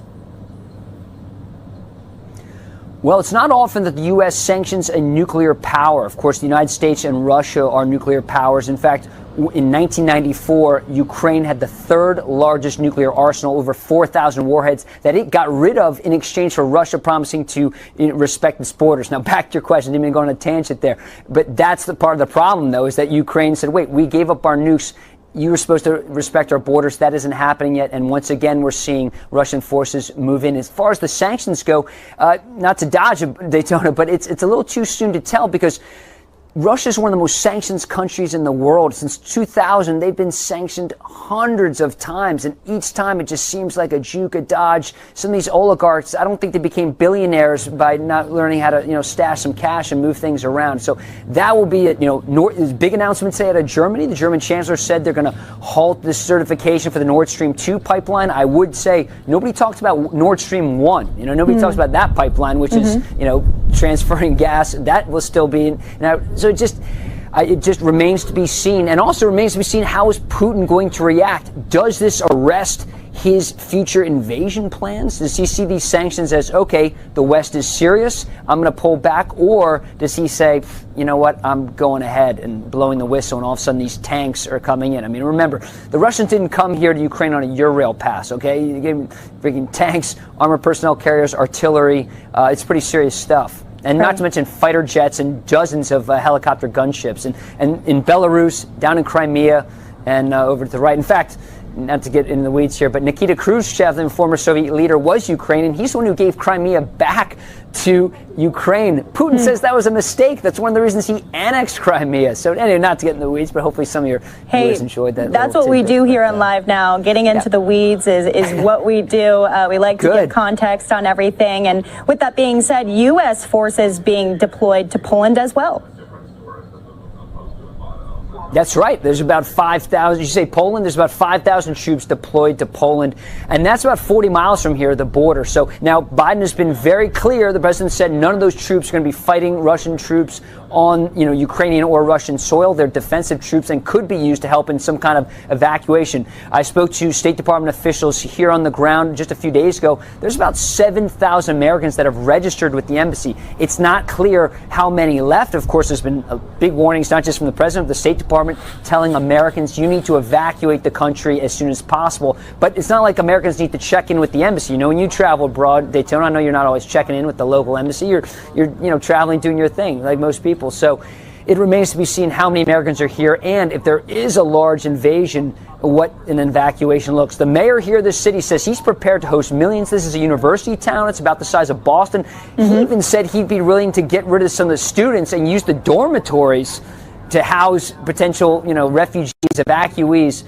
Most residents here are hoping that doesn't come to that. Again, this is the cultural capital of Ukraine. Very different from the capital, which looks like an Eastern, your typical Eastern Bloc city. Here in Lviv, people I talk to here think it looks like Paris, think Brussels, Rome. It's a very nice city, and one that was largely spared by the Nazis during World War II and the Russians. So they're hoping that this, of course, this city does not get leveled. Yep, absolutely. That is the main concern at this point in time. Lucas, last thoughts going into the rest of the week here. Well, it's all eyes are on the Russian forces. Is this small invasion that the defense secretary called it in the Donbass in eastern Ukraine, which, by the way, if the Donbass becomes Russian territory along with Crimea, that would be 13% of Ukrainian land that would become part of Russia. If that happens, does it stop there, or there's a lot of Russian forces massed just outside Ukraine's second largest city, Kharkiv. That's also in the east. You've got Mariupol. You've got a lot of large Ukrainian cities not far from the border with Russia. There are a lot of Russian warships at sea, about 6 amphibious assault ships loaded with Russian Marines, tanks, armored personnel carriers. Could there be some kind of invasion from the sea? That land bridge people were talking about that goes, from Crimea up into Russia, the rest of Russia. So it's just a lot of different avenues, but really this country is surrounded, maybe not on the west from Poland, but the rest of the other three sides are 150,000 Russian forces. Are they going to go home? Are these sanctions going to stop Putin from going farther? Or is this going to make him angry and keep going? Right. That's as President Biden is saying diplomacy is still on the table. Fox's Lucas Tomlinson in Lviv for us tonight.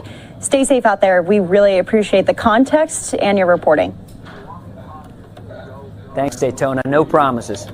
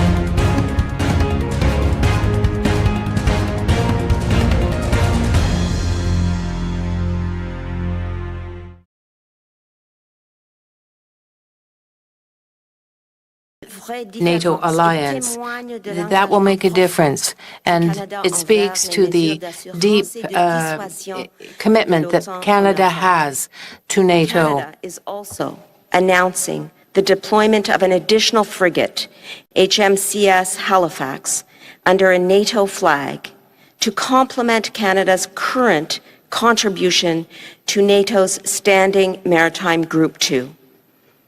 We will also provide a maritime patrol aircraft to bolster NATO forces in the Euro-Atlantic area. Today, I can also confirm that Canada has made a second delivery of lethal aid to Ukraine, and we will continue to support our Ukrainian partners as they defend their sovereignty. During this crucial time, Canada moves with its allies towards this strengthening of international order. Alongside our NATO allies in defense of transatlantic security at this important time. Merci beaucoup, Miigwech. Thank you. Thank you, Minister Anand. We will be taking 20 minutes of questions, starting with reporters in the room. One question, one follow-up. 20 minutes de questions. En commençant dans la salle. Une question, une sous-question. Radio-Canada, c'est à vous. Radio-Canada, Mr. Trudeau, Madeleine Desmorais, here. President Putin was very aware of the threat of sanctions, but sanctions did not make him back away from invading Crimea. So will this make a difference? Well, this is unacceptable action by Russia invading once again Ukraine. And I think that, yes, we have been talking about the sanctions for a long time. We have imposed some. We will impose more given the invasion. But I think that Vladimir Putin has perhaps not fully estimated something. That is to say, the strength of the reaction of the international community, not just in terms of Western countries, but other countries as well, that look at this, a violation of international law, this threat, not just to the sovereignty of Ukraine, but to all the sovereignty of all.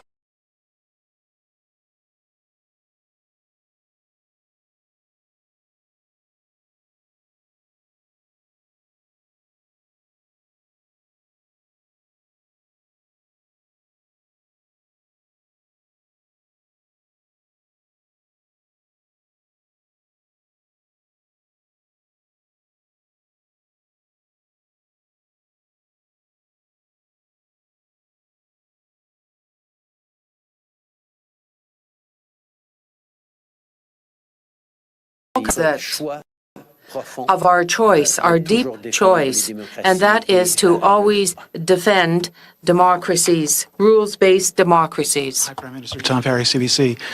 Vladimir Putin has clearly taken sanctions into account in his calculations on Ukraine. So I'm wondering what makes you think any of this will be effective? And if it's not, what more can Canada and its allies do?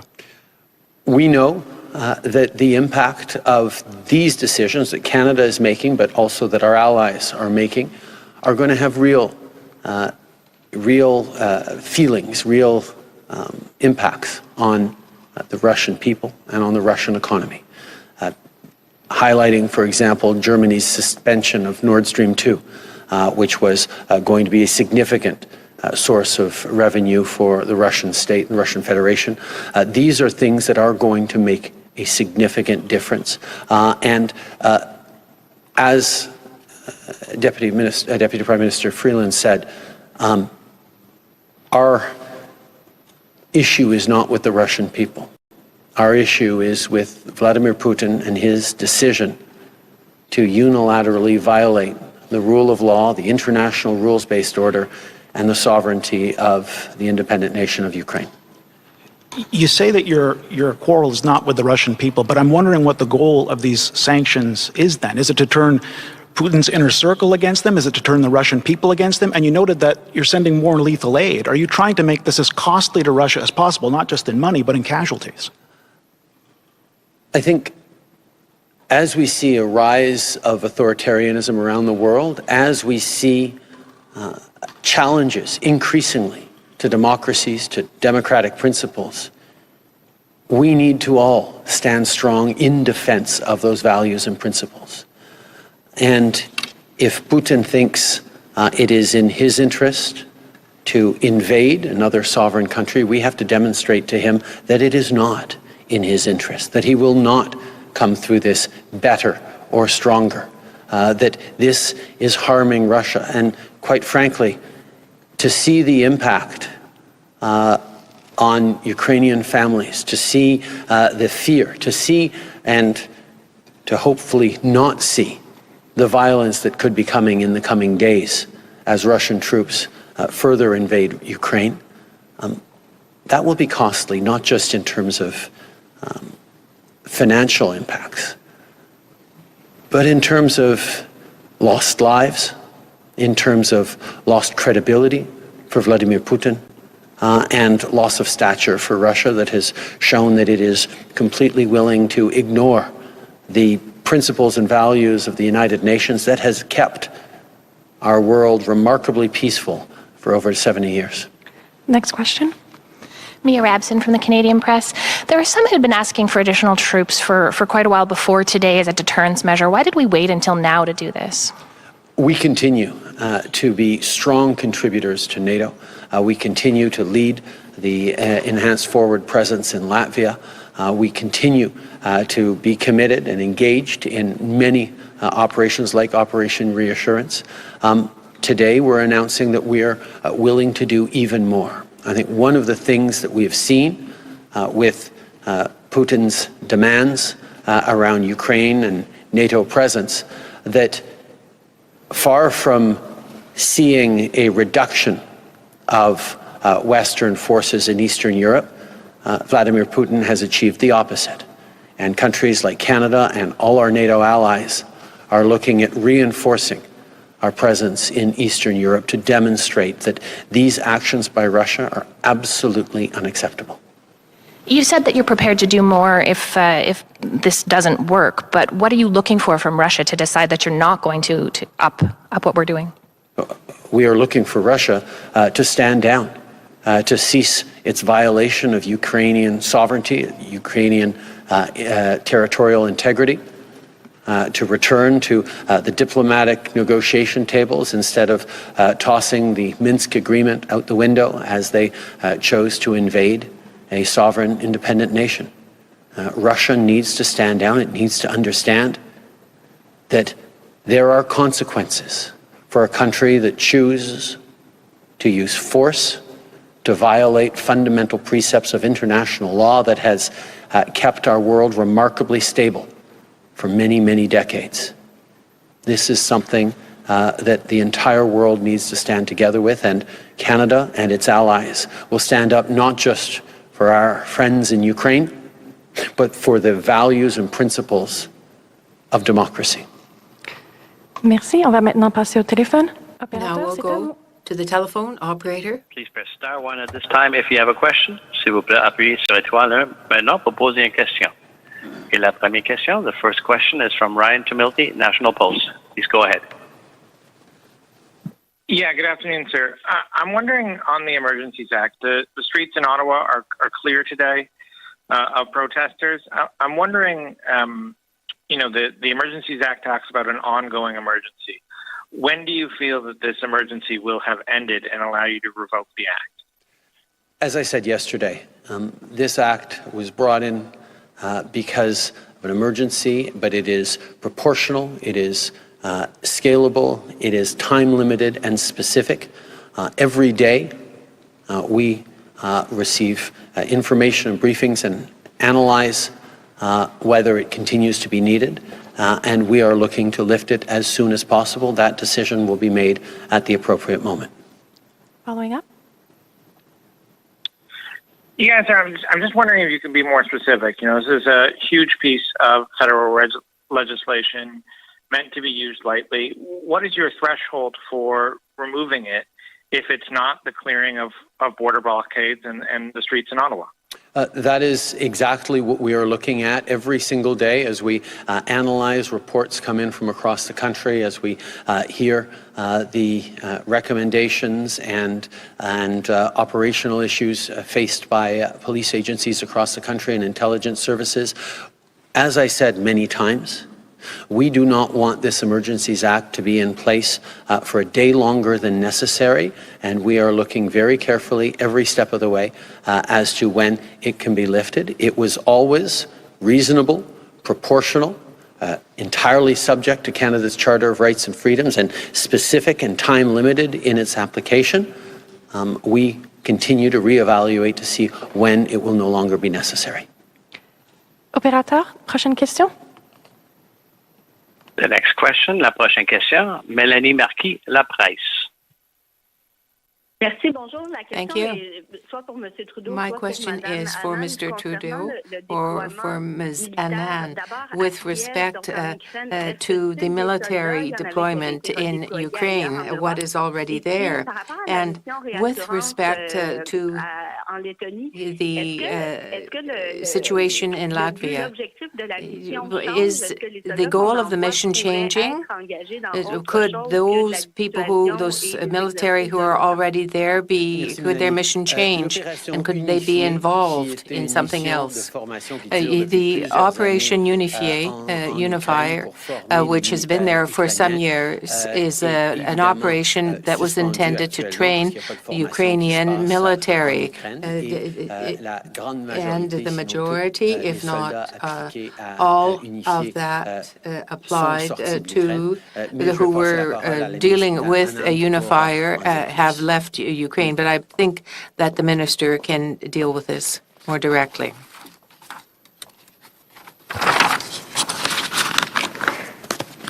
Bonjour, Mélanie. Hello, Melanie.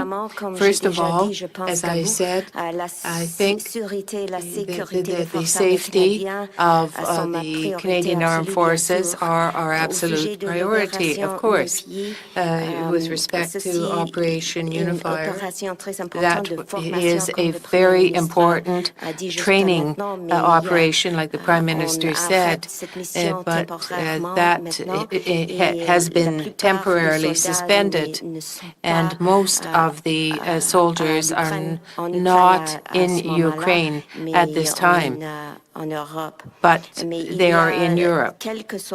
Some military are in Ukraine to reinforce the embassy there, and we will make a decision with respect to that in coming days or weeks.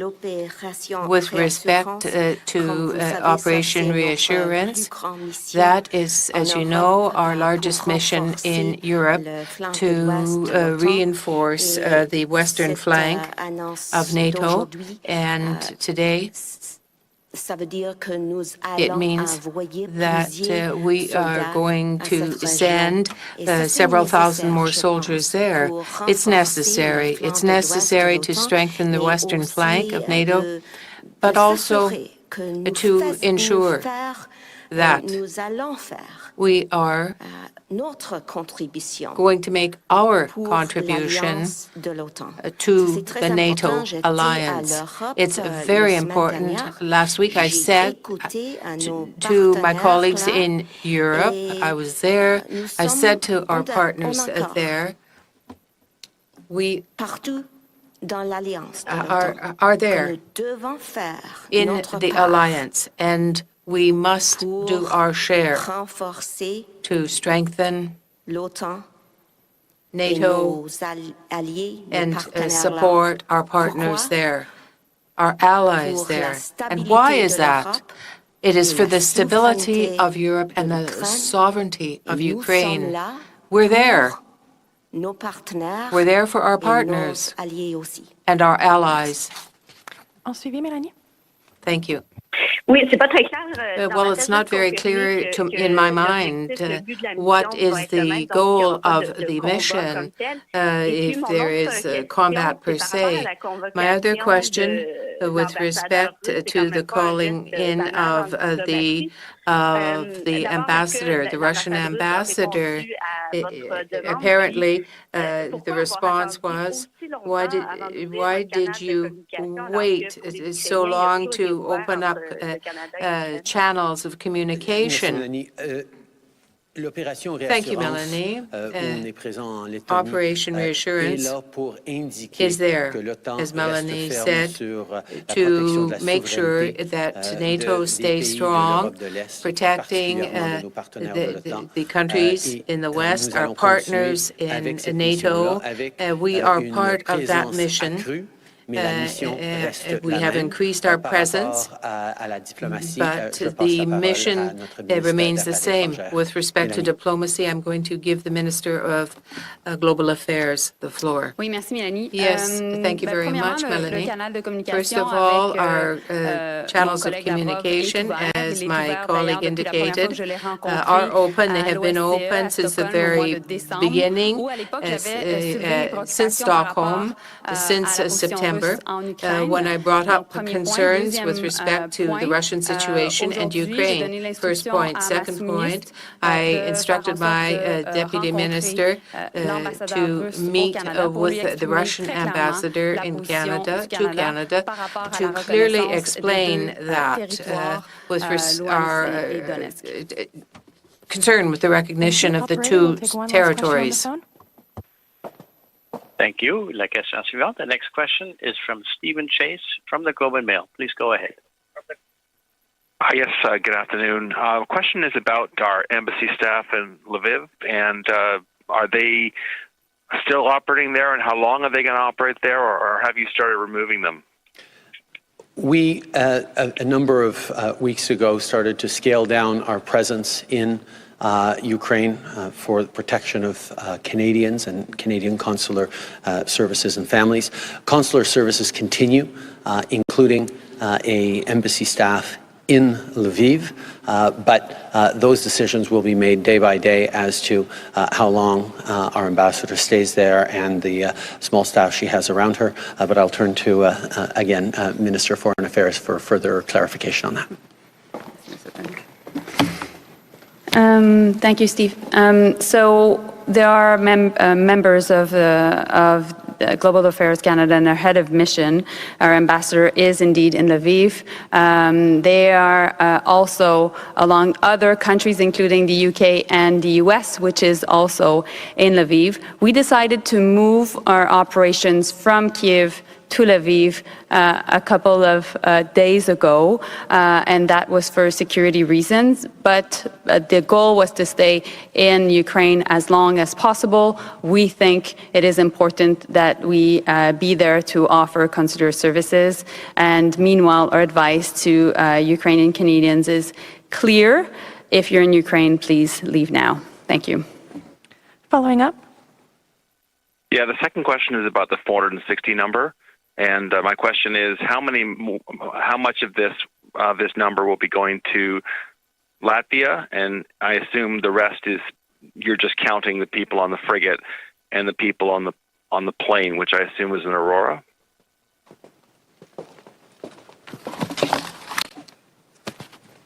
Hi, Steve. Let me lay it out for you. An artillery battery of about 120 people, that is, will be the first element to deploy in 30 days for approximately 6 weeks. That congregation of people will be drawn from bases across the country. The large tranche of the 460 is going to be placed and part of the HMCS Halifax, as you suggested in your question, that will be deployed in March, towards the last part of March. And finally, the CP-140 Maritime Patrol aircraft will also have a contingent of that 460.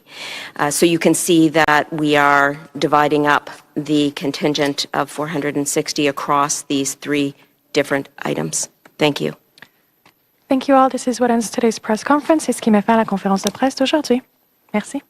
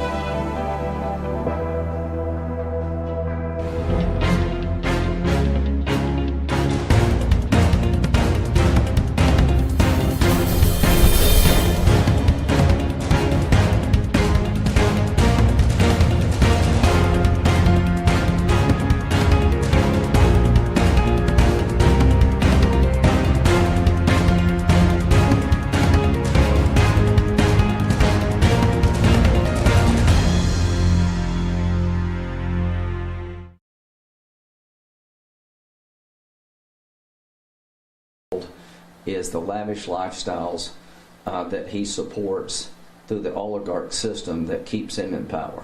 That if we started going after their assets and Putin's assets, that may make a difference in terms of future misadventure. So the task force should be the #1 priority of this emergency supplemental. We should help Ukraine militarily through aid.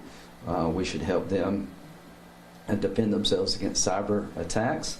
We should help NATO allies, particularly the Baltic nations, with their problems they've had with cyber attacks emanating from Putin.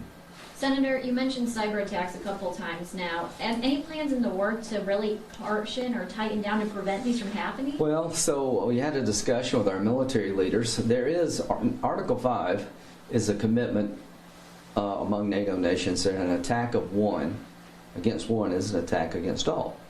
The only time Article 5 has ever been invoked in the history of NATO was after 9/11. It was such a severe attack on the United States that NATO invoked Article 5 to our benefit. And what I am saying is that cyber attacks coming from Russia need to be considered in terms of Article 5 responsibilities. If Russia blew up the pipeline of the United States tomorrow through kinetic activity, we would respond very forcefully. If they shut down a pipeline or a power plant or anything else through cyber attacks, we should have a firm response, and we should have rules of engagement. We should increase our offensive capability, and we should very clearly tell Putin what's off limits. And if we don't, we're going to make a huge mistake. Senator, should more have been done by the United States? Is this guy a journalist, or you know? Yeah. Yeah, he's from a radio station. Okay, come on in. Yeah, let him in. Morning, Kevin. Yeah, just, yeah. Sorry about that. There you go. Sorry about that. Okay. That's all right. That's good. I'm sorry. Sir, should more have been done by the United States leading up to this point? Oh my God. Should more have been done by the United States leading up to the point? Yes. What you see happening is being run over by a truck in Kansas that you see coming miles away, doing about 20 miles an hour, and you stand in the middle of the road and you eventually get run over. The intel for the last 9 months, is he part of this group? Yeah. Let him in. Yeah. Yeah, sorry about that. All right. So let's start over here again. So the intel community has been telling us for the last 9 months that there's a military buildup occurring and that Putin is being more aggressive, and he's made a decision to dismember the Ukraine. By declaring these two provinces independent, he's destroyed the sovereignty of Ukraine. That's an attack on Ukraine. So what should we have done? We should have been coming up with alternatives to Russian oil and gas. We shut down our pipeline, the Keystone pipeline, and we let Putin build the Nord Stream 2 pipeline, which is a cash cow running into Germany to supply gas to Europe coming out of Russia. We should have an alternative to that. We should have been thinking about that a very long time ago. We should have upped the ante in terms of providing more defensive capability to Ukraine so that there'd be more Russian soldiers and body bags going back to Moscow. We're playing catch up. It's like Afghanistan. We withdrew without a plan. And Afghanistan looms large regarding every meeting I had. After Afghanistan, people questioned the capability, the resolve, and the competency of the United States. But for the last 9 months, we have been yelling to the Biden administration, up your game. I have been pushing sanctions for pre-invasion activity. Let's don't wait to invade the country.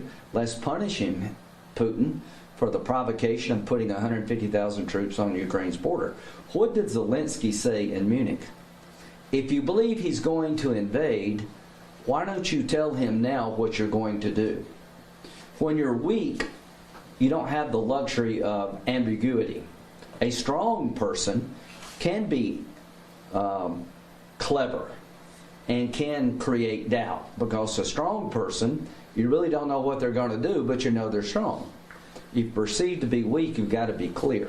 So the biggest mistake we made in the last 30 days is not to write down what happens to Putin if there's an invasion, or in my case, punish him for what he's already done. The administration has pushed back against bipartisan sanction legislation that had pre-invasion consequences to Putin that were really tough on the oil and gas sector, believing that if we did that up front, it would be a provocation, it would make him more likely to invade. The Biden administration has misjudged Putin about as badly as anyone since the world misjudged Hitler. Senator Graham, how much do you see a Ukrainian invasion becoming a linchpin moment for a lot of the scenarios you're describing, i.e. China, similar situations? And can you make that argument maybe more to people in your own party who are questioning the whole reason we're responding in this situation? Okay, I have some very close friends say, what does it matter to the Ukraine? Okay, let's just talk about that for a moment. It matters when agreements are no longer worth the paper they're written on. So if you allow Putin to tear up the Budapest Memorandum, where Ukraine gave up its nuclear weapons, believing their sovereignty would be respected, who's going to sign future agreements making the world a safer place? If you don't realize that the destruction of democracy in the Ukraine makes autocratic leaders more likely to attack other democracies, you're sort of living in a dreamland. If you don't realize that an invasion of Ukraine by Russia will throw the oil and gas markets into disarray, you don't understand the oil and gas economy. If you don't understand that the inflation problems here at home will get worse if Ukraine is destroyed as we know it, because they produce so many commodities in the area of corn and wheat. So this idea that Ukraine doesn't matter to our economy and law and order in the world makes no sense. The same people who are doubting whether we should do anything in Ukraine are the biggest hawks when it comes to riots in the street. To those who believe that if you allow a city to be taken over by thugs, businesses to be ransacked, and wholesale stealing, and nobody does anything about it, that city is lost its way, you're right. The same is true in the world. When you allow one country to take the land of another by force of arms, nobody's safe anywhere.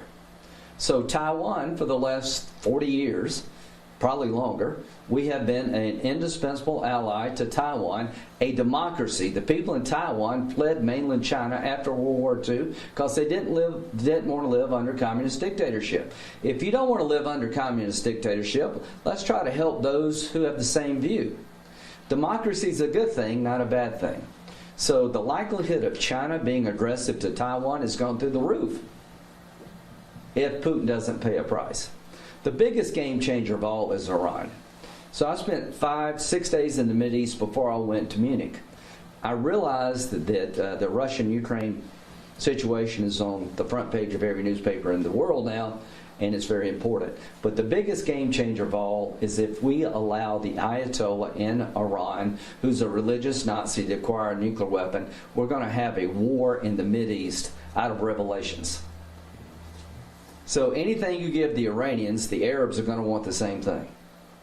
And if you don't believe me, go speak to the Arabs. I met the foreign minister of Saudi Arabia. I met the entire national security infrastructure of the United Arab Emirates, who has nuclear power, but they don't enrich themselves.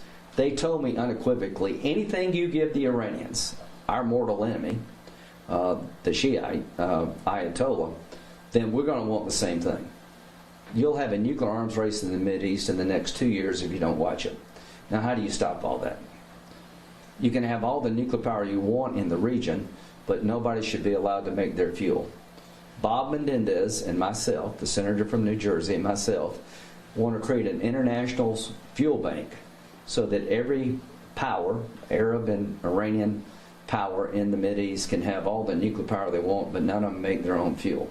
Because making the fuel is how you make a bomb. So I do believe that the JCPOA round 2 is coming pretty soon. That will be inadequate when it comes to controlling Iran's nuclear ambitions. And I am ready to introduce shortly red lines for the Iranian nuclear program. So the JCPOA will tell Iran what they can do in the area of enrichment. I'm going to tell the Iranians what they cannot do regarding their nuclear program. I'm going to create red lines in the area of enrichment. That's how you make a weapon.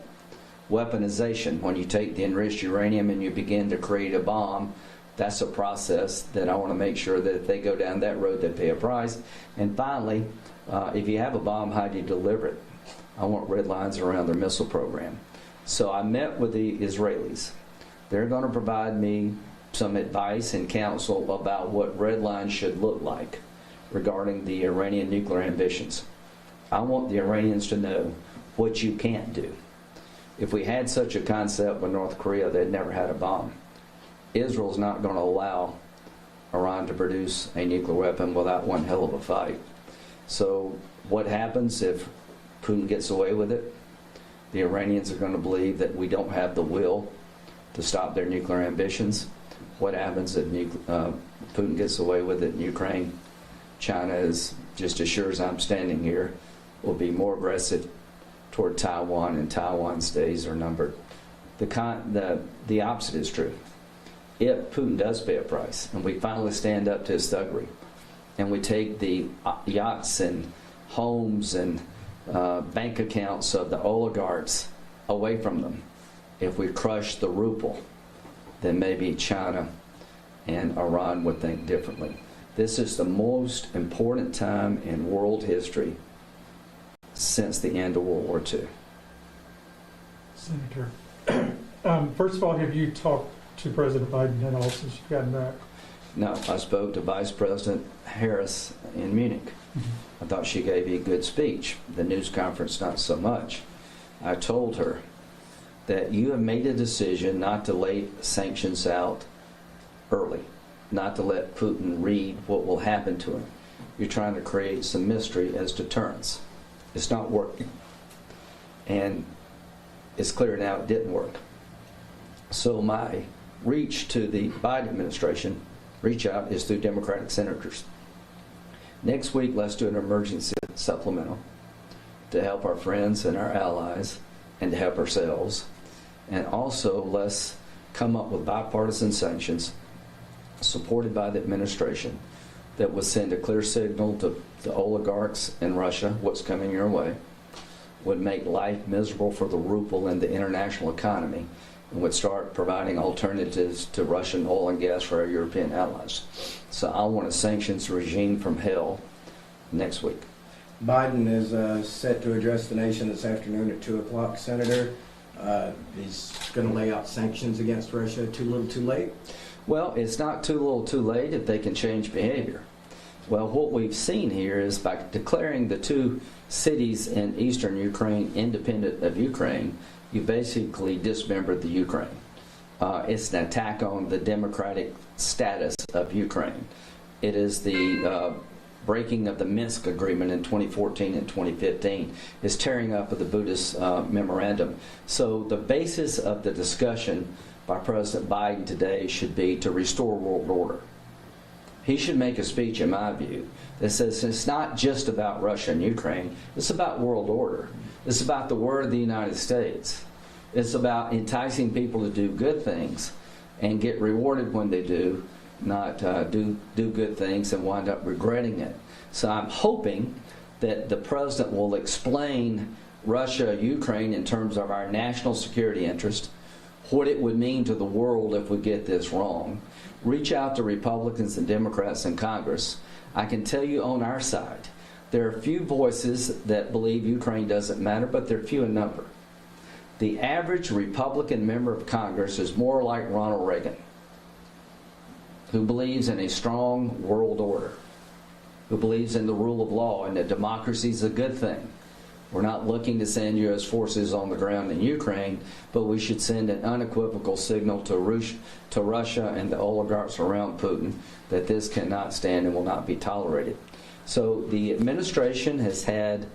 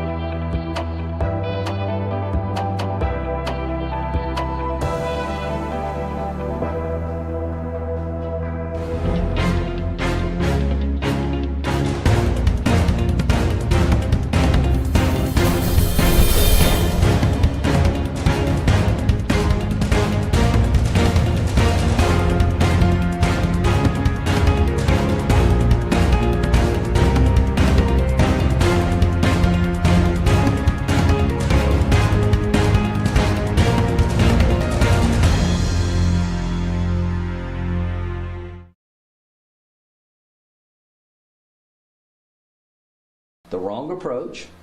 They've withheld being clear about sanctions. It didn't work. Their initial description of seizing of these two cities, declaring them independent of Ukraine by Putin, was to say that's not an invasion. They changed a few hours ago because that was silly. So their inclination is to be minimalist. Their inclination is to appease. That needs to change. Mr. President, when you speak to the nation today at 2 o'clock, I promise you, my good friend John McCain, I can only imagine what he would be saying today. I promise you there are a bunch of Republicans that will stand firmly with you to push back against this outrage by Putin and to reset the world order. I also promise you if you try to soft sell this and you don't push back hard, that the Republican Party will be an alternative to what you're suggesting. Any comments on Special Counsel John Durham's recent court filing that... people made predictions about the Mueller report that were not true. What I read in the Durham filings were disturbing, but I'm going to wait to read it for myself. Senator Graham, just follow up with that supplemental situation. You're talking about a task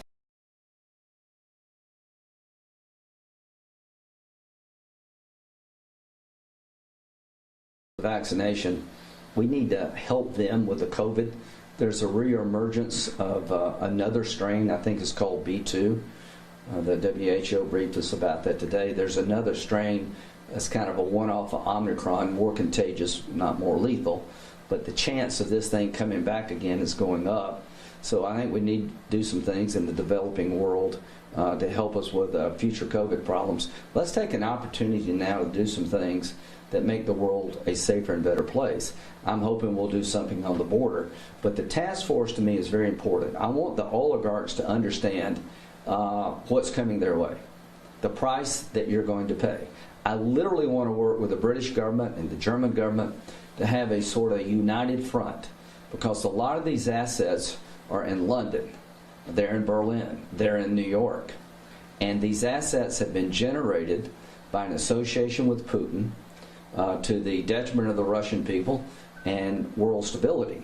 That's one thing that I think is very bipartisan. I want to see cops go in and take apartments, fine art, seize yachts from a bunch of thugs and crooks. I want to put money on the table to have more weapons for Ukraine to fight. I want more protection when it comes to cyber. And I want to go at this big, and I want to go at it hard. Senator, how important would you say nonpartisanship is right now? We've spoken to people locally from the Ukraine who say the last thing they want to see here is division in our country. I think bipartisanship is important if the purpose of bipartisanship makes us safe. So in the 30s, you had plenty of unity, and it was all wrong. You had a lone voice called Churchill that said, what you're doing is not going to work. And he was proven to be right. So there is bipartisanship to go after the oligarchs. I think there's bipartisanship to beef up NATO. I think there's bipartisanship for biting sanctions. Count me in for bipartisanship, but count me out when bipartisanship takes off the table things that will matter. I am hoping that we can put together a bipartisan package, but the one thing that I need to hear from the administration is they realize that what they didn't work. If you think what you're doing is working, then it would be hard for me to work with you in the future, because it's clearly not. So what I'm looking for is a bipartisan package that realizes that what we've done in the past did not work, and that we're changing the approach. Senator Graham, at the Olympics, Putin was at the Olympics and affirmed his support of China and Taiwan, which is there any concern, I'm sure there's a lot based on what you said, that you've talked a little bit about the fall of the Soviet Union, that they're trying to build it back up? Well, listen to his speech. I mean, this was the most provocative speech since the end of World War II. It is a rewriting of the European map. What Putin did yesterday is announce that Ukraine as a sovereign nation is null and void. I consider it to be part of Russia. And I consider territories that were part of the Soviet Union that are now independent really still belong to us, the Russian Empire. It was a direct challenge to the transatlantic partnership. It was a direct challenge to the makeup of Europe, and what we do will determine how far he goes. Ukraine is not the only ambition of Putin. There are other people in the region that he has his eyes on. So I am hoping that President Biden at 2 o'clock will tell the nation about other things that Putin wants. I'm hoping that he realizes that Putin is going to help China if it came to taking Taiwan. And here's the good news for us all. Russia has a pair of twos, and the West has a full house. They have an economy the size of Italy, depending on basically one source, oil and gas. We could crush their economy. We don't need soldiers in Ukraine. We need a united world front by Western nations that would take off the table the rich lifestyle of the oligarchs, that would create alternatives to Russian oil and gas. We could crush their economy, and the ruble should go in the tank. How bad is an invasion by Russia going to affect gas prices at the local level? Well, it's going to increase gas prices dramatically, and this is an invasion, but he's not done yet. I had one colleague of mine suggest that maybe, he'll give us Western Ukraine if we give him Eastern Ukraine. The last time we tried that game was with Hitler. If you listen to what Putin said yesterday, the Ukraine as a sovereign nation does not exist in his eyes. So the disruption to the oil and gas markets will be severe. I would expect that oil prices per barrel will be pushing $100 north of that because supply has been interrupted. I would expect that commodities in the grocery store, you'll feel that soon, because Ukraine was a big exporter of corn and wheat, and when they're taken out of the marketplace, prices will go up. So with that said, Biden recently tapped into the reserves. Any shot at all of getting the Keystone back going? So this is where bipartisanship will have its limits. The Democratic Party is going to fight my efforts, Senator Rubio and others, to restart the Keystone Pipeline. I want votes on whether or not we should open up the Keystone Pipeline. I want to open up areas of the United States been taken off the map for oil and gas exploration.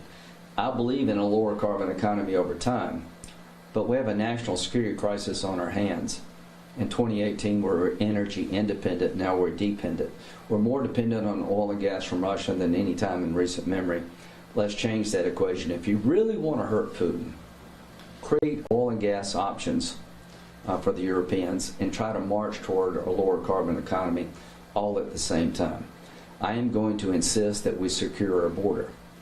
After being in the Mideast, it's clear to me that radical Islam is on the march, and they're looking at coming back to the United States, and the most likely entry point is a broken border.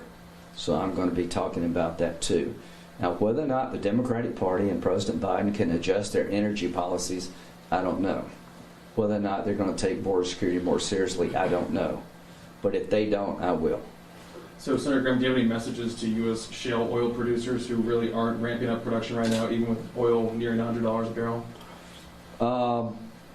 I would go forward to the extent the law would allow. We're going to have a great debate in the United States Congress. We're about to have an election in November. I want to vote in the United States Senate about reopening Keystone.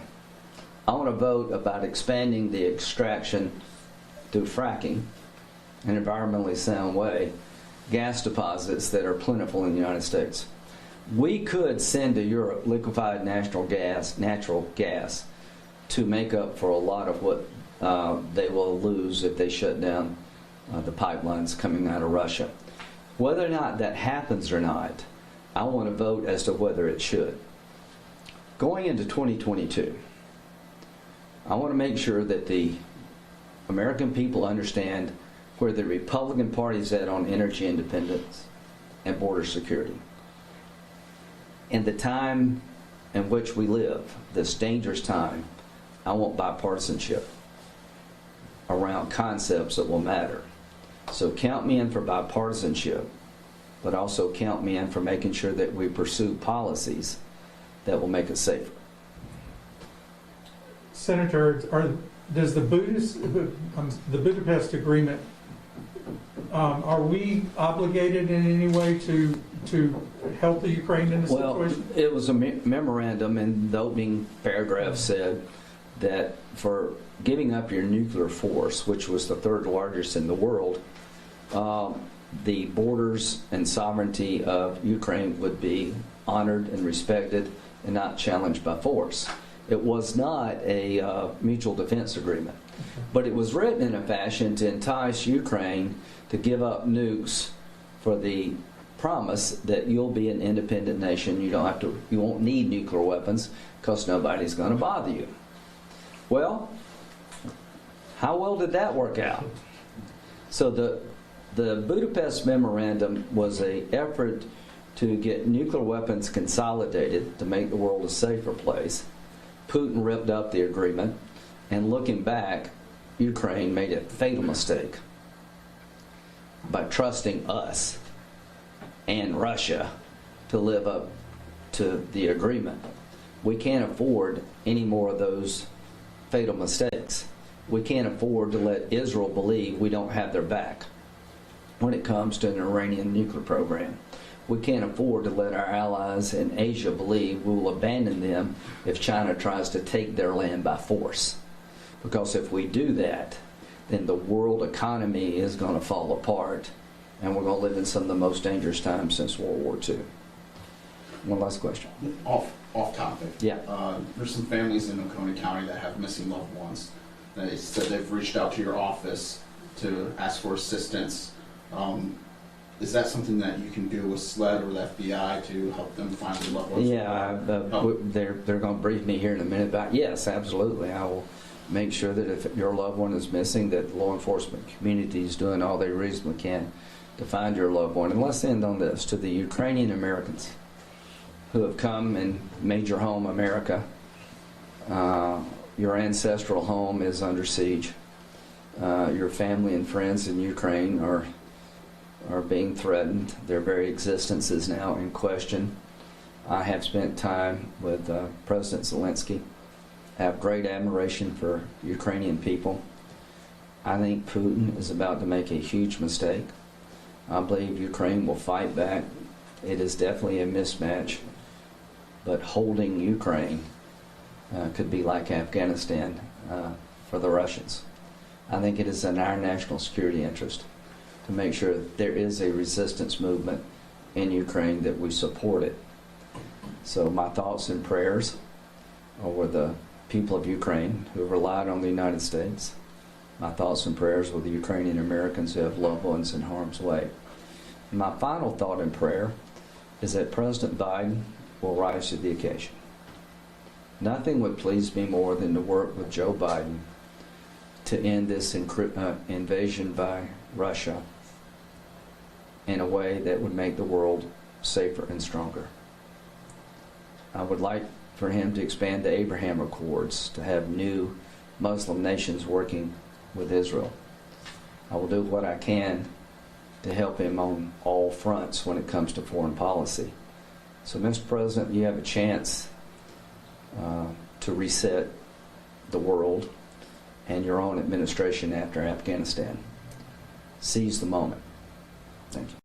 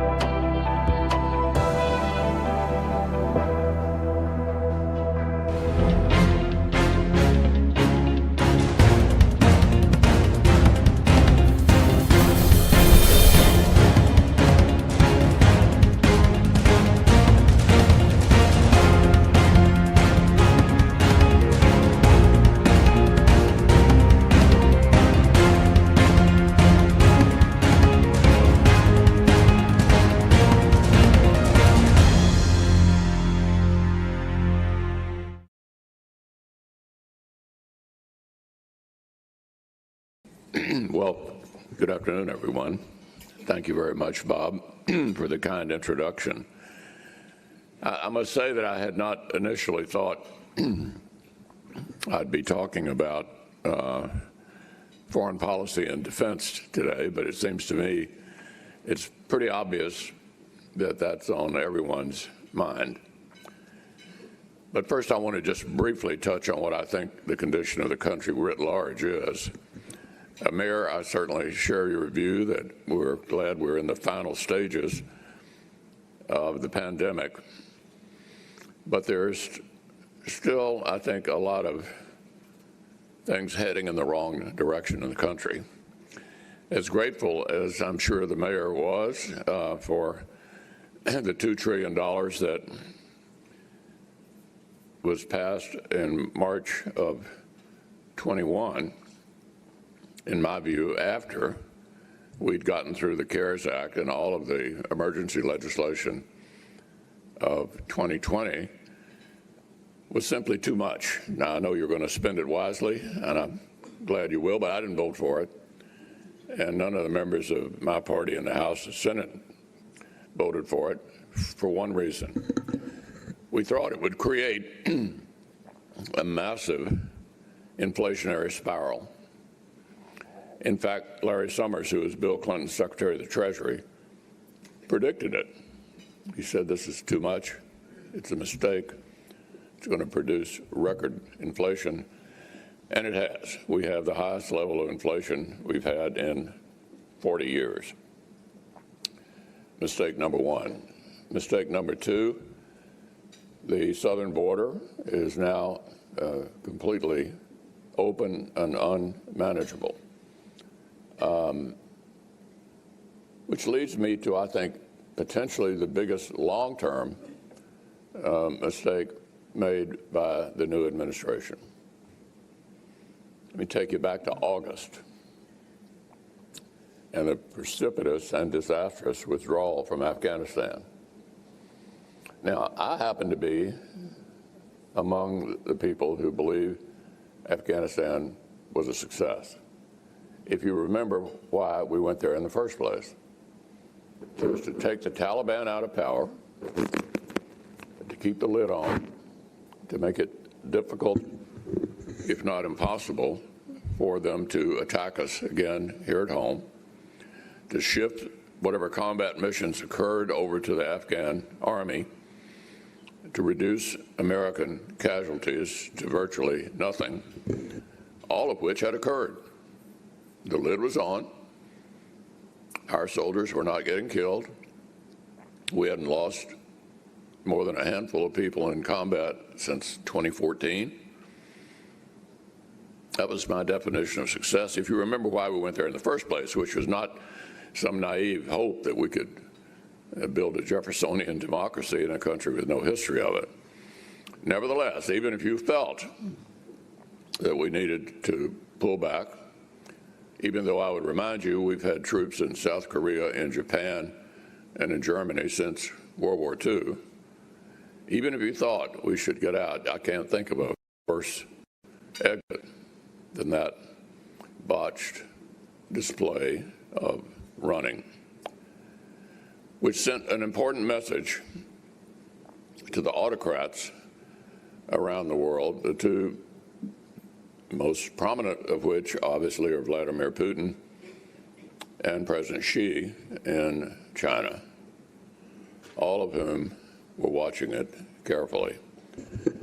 I don't believe Vladimir Putin would have a couple of 100,000 troops on the border of Ukraine had we not precipitously withdrawn from Afghanistan last August. But that's where we are, looking for signs of weakness, which takes me back to the structure that was developed after World War II, which included the creation of NATO, the North Atlantic Treaty Organization, the most significant political alliance in world history. Why was it created? Margaret Thatcher said it was to keep the Germans in and the Russians out, which is a great way to sum up the current situation. It seems to me the leaders of Russia, whether they call themselves czars or communists or whatever they may be called today, don't seem to change. They seem to yearn for empire. Vladimir Putin said at the end of the Cold War that the breakup of the old Soviet Union was the single biggest political mistake in world history. This is a man who yearns for empire. Now remember, when that happened, we wisely, in my view, began to expand NATO eastward, taking in the Baltics, Hungary, Romania, Poland, pushing the envelope into the old areas completely dominated by the old Soviet Union. And we found ourselves on the doorstep of Ukraine. Now, we've never made a decision to include Ukraine in NATO. And that's not something I'm necessarily advocating, but I do think it's pretty clear where the Ukrainians would like to be. They'd like to be with us, not them. Now, there are pockets of Ukraine, as you've all learned if you've been following this closely, where there's Russian sympathy and some sense of connection to the Russians. So what Putin has done is in effect say he's going to recognize pieces of eastern Ukraine that have been in a period of unrest for a number of years, which he has created. Now remember, this is not the first time this has been done. He did it in the old Soviet Republic of Georgia back in 2008. He did it in Crimea, a part of Ukraine, in 2014, nibbling pieces one at a time. What's changed since that earlier period is the impression we have left, first with the abandonment of Afghanistan, that America is not interested in playing as large a leadership role as we used to. In my view, that's a mistake. There will be voids, and the question is who will fill them. There are three countries that have the potential to fill voids: the Chinese, the Russians, and ourselves. I think it's a pretty easy choice, where most of the democratic world would like to line up is with us. But without American leadership, nothing happens. Nothing happens. Now, the president, roughly at the same time we're meeting here, is addressing the current situation. What I hope he's saying right now is that from a sanctions point of view, we're going to impose the toughest possible sanctions, now. What became a symbol of weakness, in addition to the Afghan withdrawal, was the proceeding with this pipeline, which you've been reading about, called Nord Stream 2. Why is the pipeline important? The pipeline bypasses Ukraine and goes from Russia into Germany. That isolates Ukraine and makes it more possible for Ukraine to be completely controlled by Russia. So the Germans made a very bad decision to become dependent on the Russians for gas that they need for their country. Fortunately, the German chancellor, with whom I had an opportunity to meet a couple of weeks ago in a small dinner party while he was briefly in Washington, said that Nord Stream 2 was paused. So let me make it very clear. Nord Stream 2 needs to be canceled, period, canceled. there are plenty of other places in the world for Germany to get natural gas, among them the United States of America. Now, in the meantime, the current administration has been making it more difficult to produce American natural gas, making it more difficult on our producers to export LNG to Europe. And the administration's trying to get other Middle Eastern countries to fill the void. That's fine, but we ought to be trying to pitch in and do our part as well, because energy independence is still a big driver of all of these geopolitical decisions. So as this unfolds, let me make it perfectly clear. The toughest possible sanctions, plus no Nord Stream 2. Not now, not tomorrow, not ever. It's never too late to stand up for the right thing. And if you look at the nature of the regimes in China and in Russia, it is critical for America not to retreat and not play the kind of influential role that we have historically played for world peace very successfully. There's nothing in world history to compare with the NATO treaty in terms of being effective and producing exactly what it needed to, which is peace in Europe, which they'd never been able to achieve on their own, year after year after year after year. So if you look at all of this, I'm sure you're thinking, gosh, has it ever been this bad? Well, it has. I don't know if any of you caught the series on LBJ on CNN that's been going on the last few days, but it brought back the 60s. And I'm constantly intrigued at various points during my rather lengthy career, thanks to all of you, people saying, oh, things just couldn't have ever been this bad before.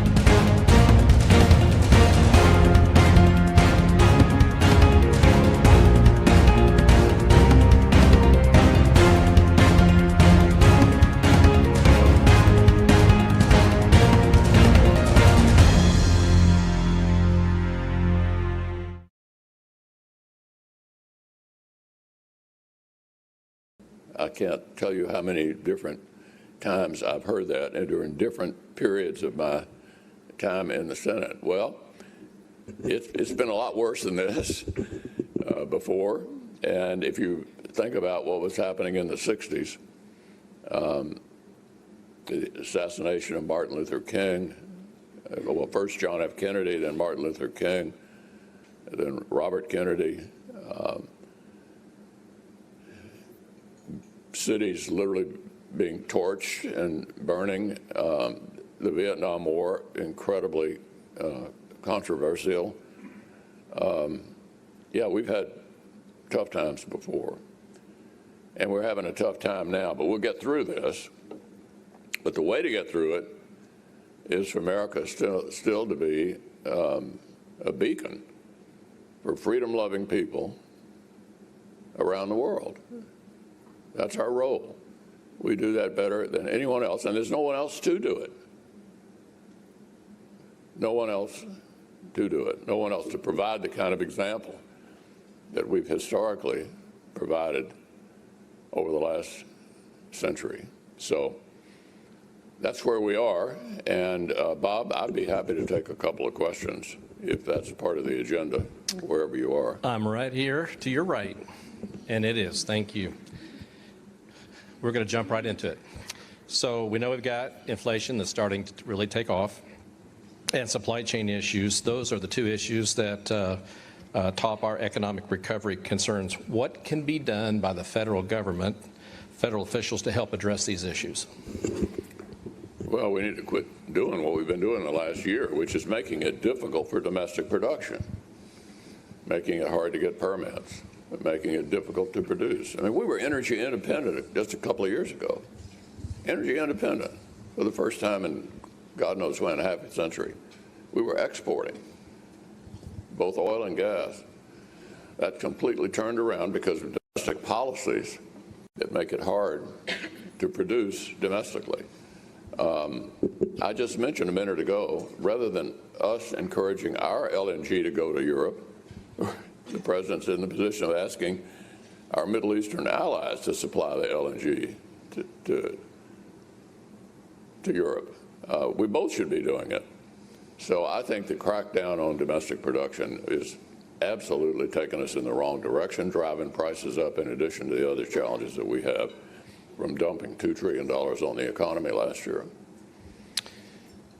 Another Supreme Court appointment is on the horizon. Can you talk more about the Senate's role in this process and other key appointments?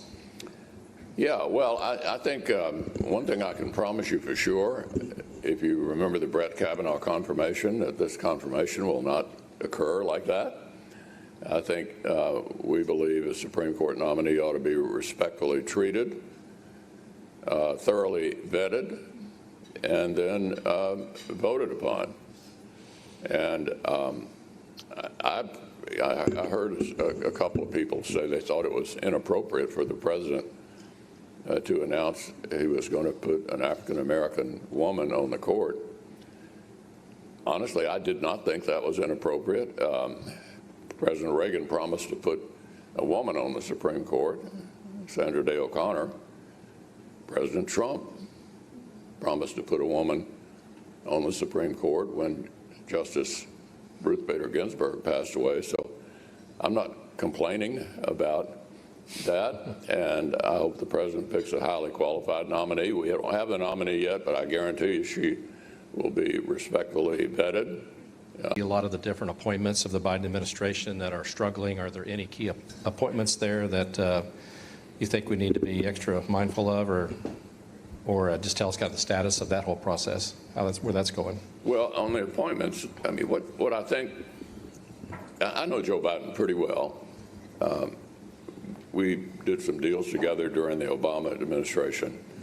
He's a thoroughly decent human being, but he's not a moderate.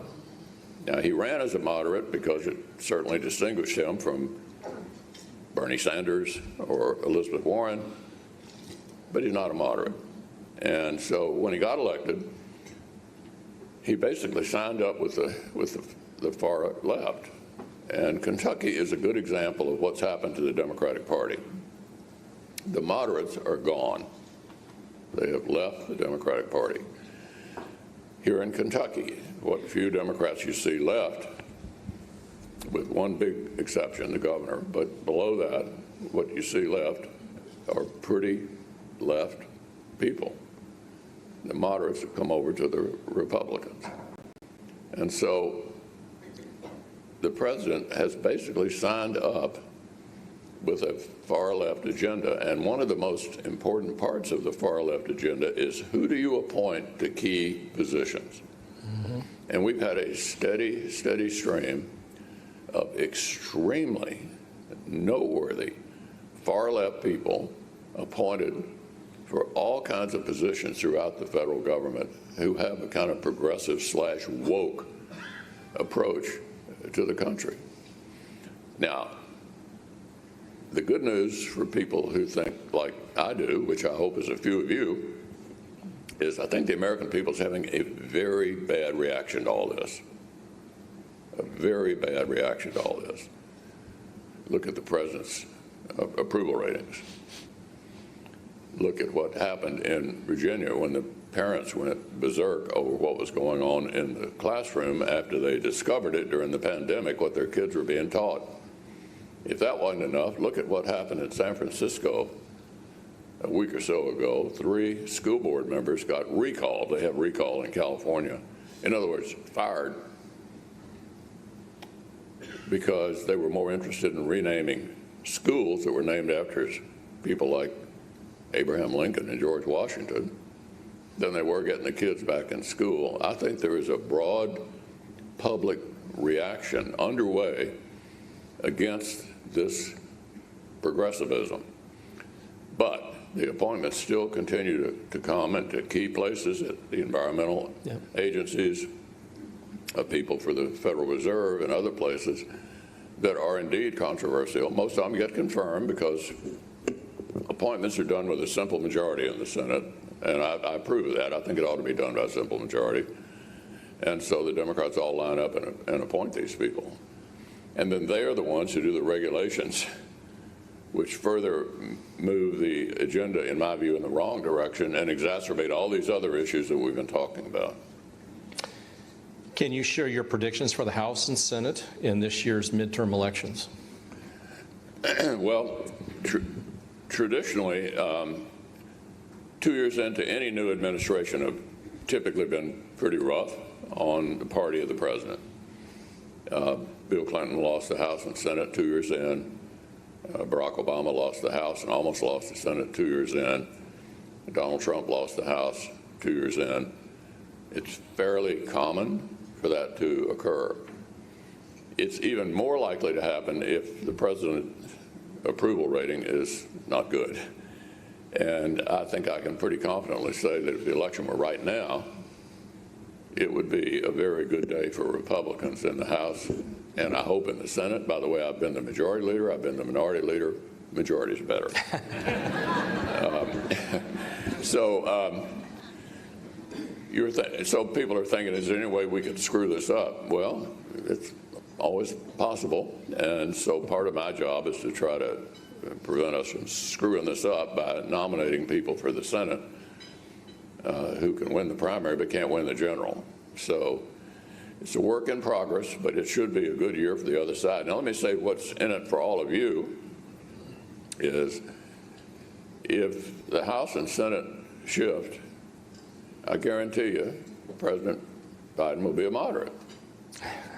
That's the way to make sure he's a moderate. Now, what does a moderate mean? A moderate means looking for the things between the 40-yard lines that everybody can mostly agree on and doing those. And we had a few examples of that in the current year, and I played a role in one of them that you mentioned, Bob, and that's the infrastructure bill, where we found a way between the 40-yard lines and passed a bill on a bipartisan basis, and this has not been a very bipartisan Congress. We'll do more of that kind of thing if you have divided government.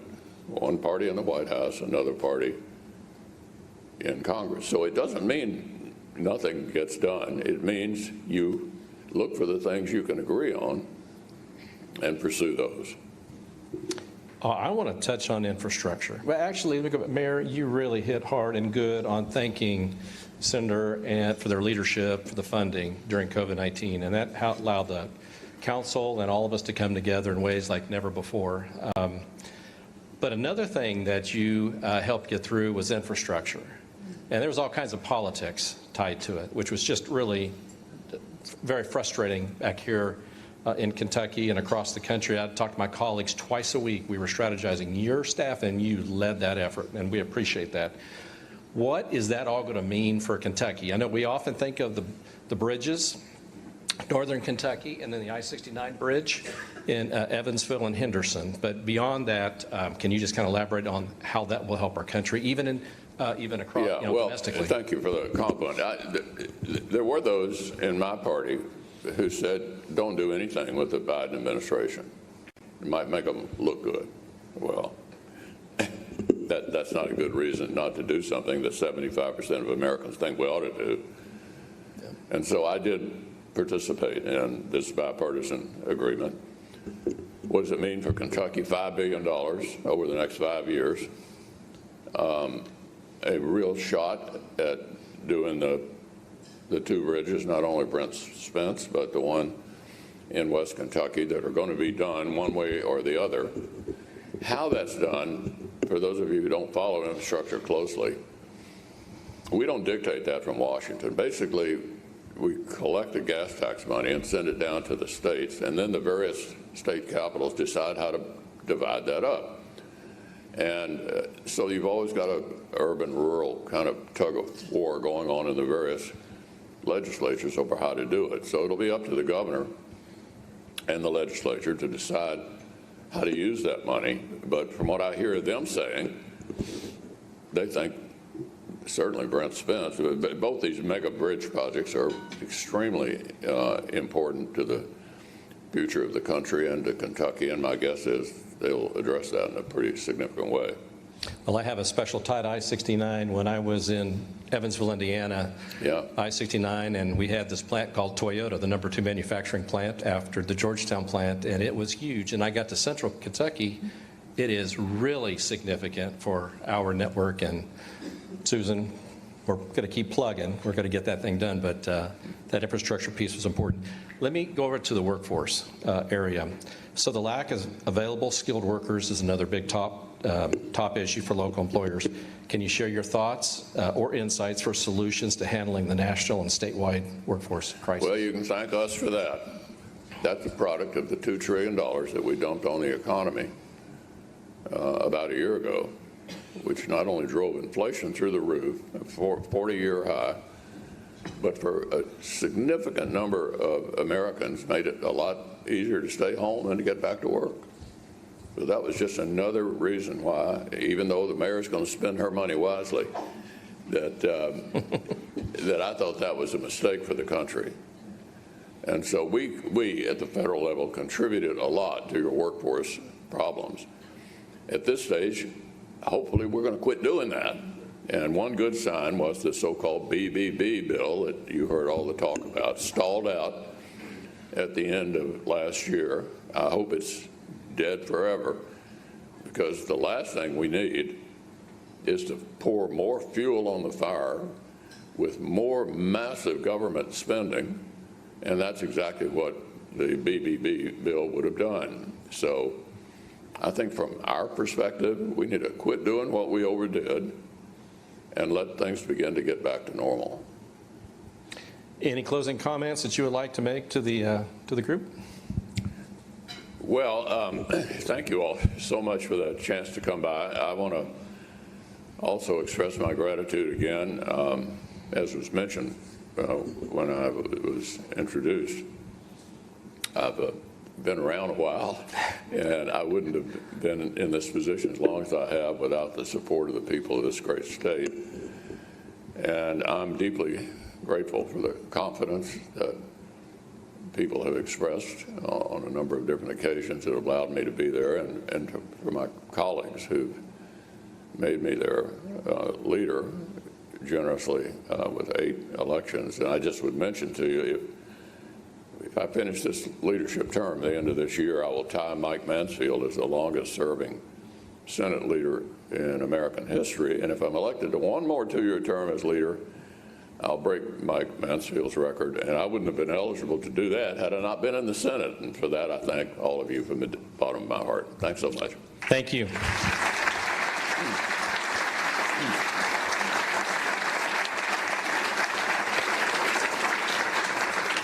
At this point, the senator's got a little bit of time to take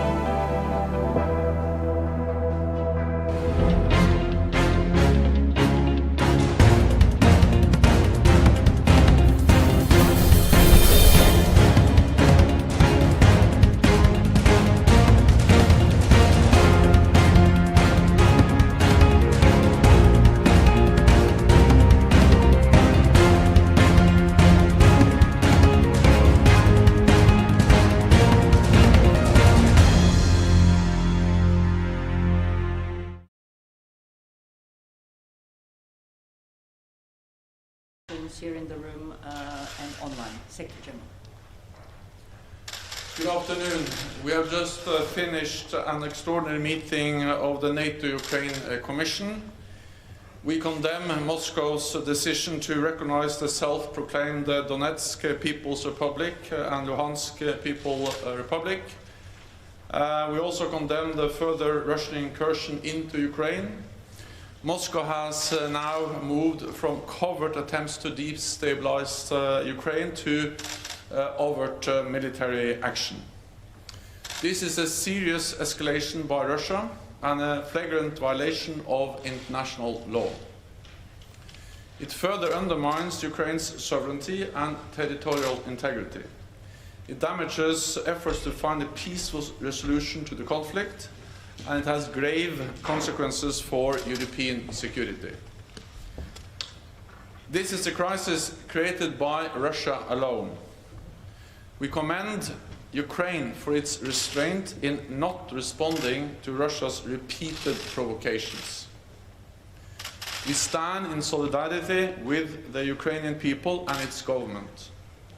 Allies are united in their full support for Ukraine's sovereignty and territorial integrity within its internationally recognized borders.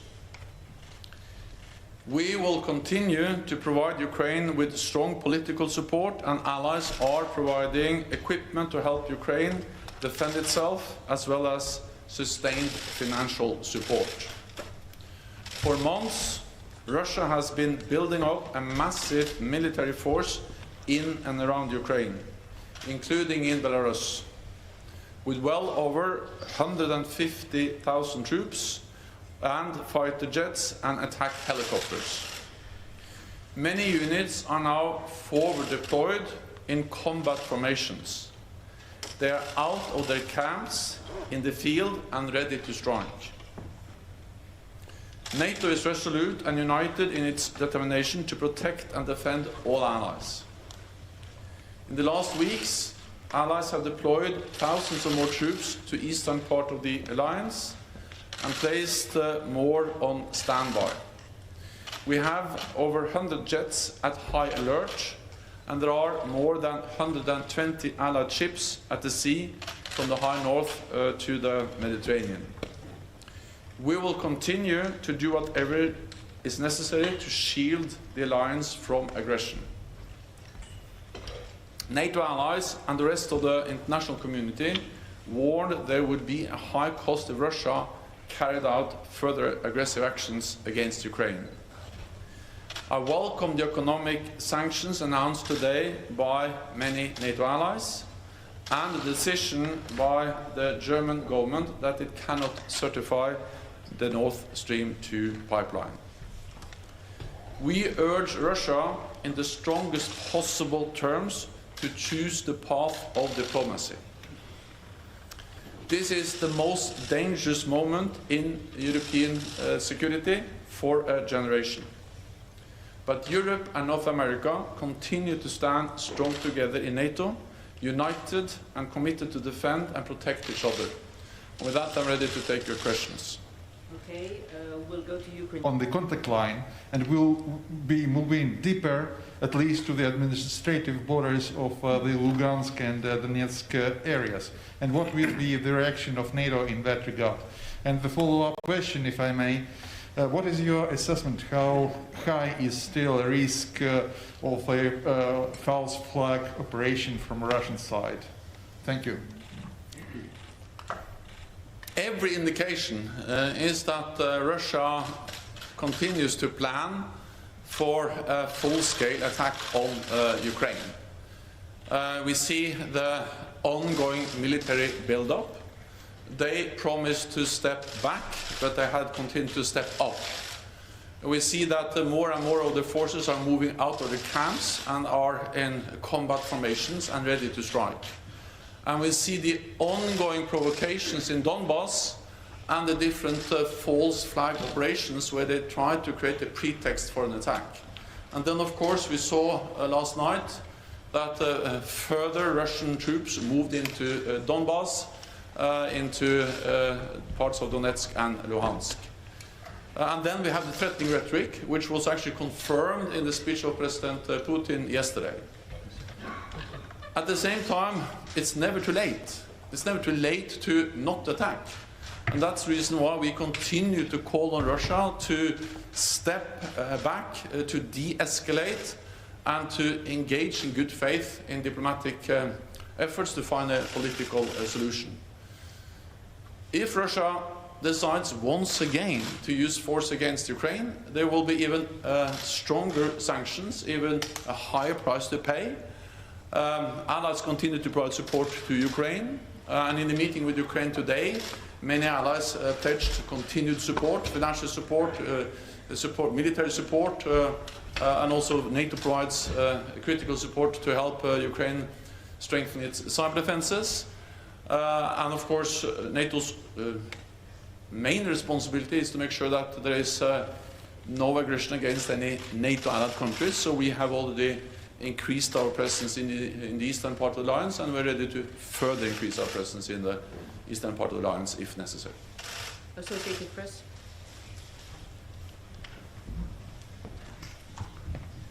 Thank you. Mark Carlson, Associated Press. You consider Russia's latest movements an invasion of Ukraine? I think we have to recall that Russia has already invaded Ukraine. They invaded Ukraine back in 2014. They annexed the part of Ukraine, Crimea, and since 2014 there have been Russian military units, forces in Donbass, in Donetsk and Luhansk. So what we see now is that a country which is already invaded is suffering further invasion. And with more Russian military presence, and this is of course even more serious because this comes on top of the recognition of the so-called People's Republics in Donetsk and Luhansk. So what we see is further invasion of a country which is already invaded. We'll now go online to Greg Palkett from Fox News. Thanks very much, Luana, and thank you, Secretary General. I really have to be precise about this because there's been a bit of confusion. You say last night further Russian troops entered the Donbass. Do you have evidence that Russian troops, vehicles, men, gear have moved from Russian territory into, well, it's really Ukrainian territory, but it's the occupied Donbass? Do you have evidence of that? And if so, that is an invasion, correct? And if so, have you changed your posture at all? But specifically about that point, do you have evidence that new Russian troops have moved from Russia into Donbass, that is the occupied territory of Ukraine? Yes, and I think again we have to understand that Russia has been in Donbass for many years, since 2014. But that has been in a covert operation, where they have denied their presence.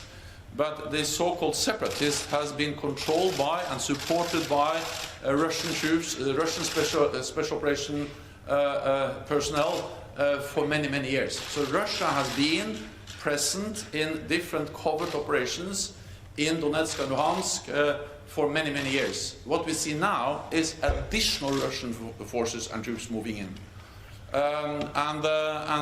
This makes the whole situation even more serious. This is a step change. And then this is combined with the recognition of these territories, which are inside the international recognized borders of Ukraine as independent states. So this is adding fuel, this is making it more dangerous and more serious, and then on top of that we also see the continued Russian military build-up and preparation for a larger scale attack on Ukraine. Okay, we'll go to Nicolas Barotte from Le Figaro.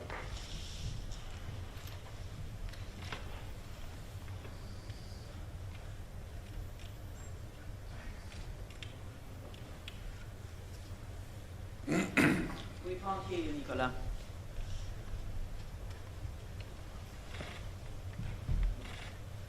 You'll need to unmute yourself. Do you hear me? Can you give us a precise view on the military forces and assets that are deployed by Russia near the border and in Donbass, and the forces from the separatists? You talked about 150,000 troops, but could you be more precise? Thanks. Well, what I can say is that Russia has well over 150,000 troops. In addition to that, of course, there are air forces and naval forces also close to Ukraine. These forces are partly inside Ukraine already, in Crimea and in Donbass, and partly close to Ukraine's borders, both in the east, but also in the south, and also in the north, partly in Russia and partly in Belarus. And these forces are combat ready, tens of thousands of combat troops, but also all kinds of enablers, missiles, armored vehicles, battle tanks, drones, systems for electronic warfare, air defense, Iskander missiles, which are actually dual-capable missiles, and a wide range of different military capabilities. So this is a force which is not only strong and well-equipped and have a lot of high-end capabilities, but is also a force which is now fully resourced with ammunition and fuel, and then more and more of the troops have moved out of their camps and now are now in a position where they can attack without any warning time. So of course this makes the whole situation very dangerous, but as we have stated again and again, Russia still has a choice to choose diplomacy, to step back, and to engage in a political dialogue with NATO allies. And we have demonstrated over a long period of time that we are ready to sit down to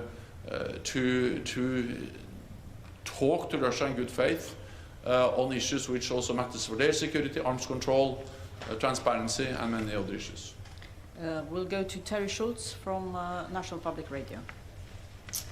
Hi, thank you very much for taking our remote questions.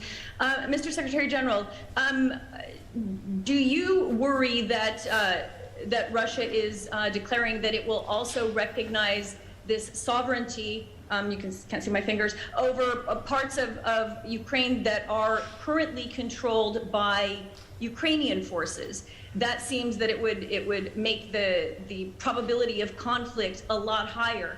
And with the Baltic states and other neighboring allies calling for yet more support, even more than NATO has done so far, What more can you do right now practically, not what you've done so far, but what more can you do in the very near future, in the next days, to reassure those nervous allies?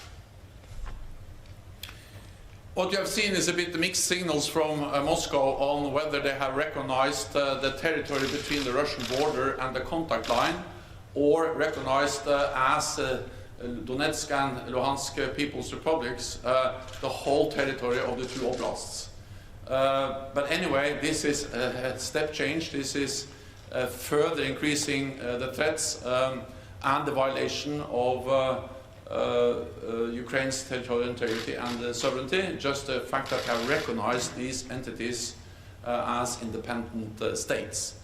And that's the reason why we condemn it so clearly, and also the reason why we welcome the sanctions that NATO allies today in different formats have decided to impose, and also why I welcome the decision by Germany to stop the approval of the Nord Stream 2 project.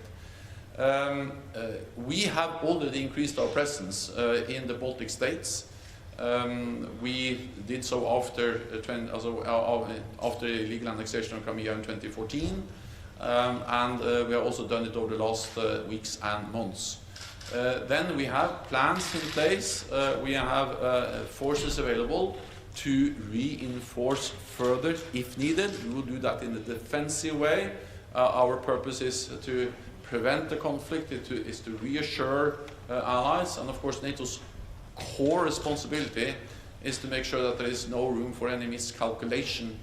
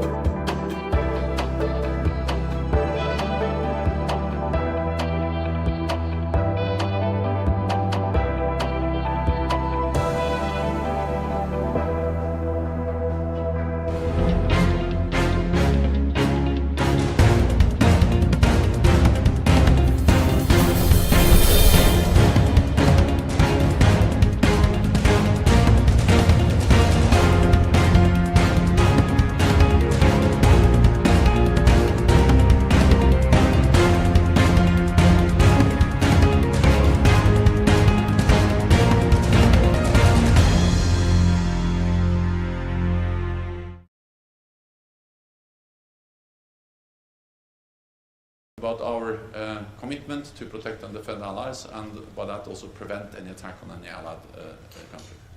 For the next question, we'll go to Jeff Shogel from Task and Purpose.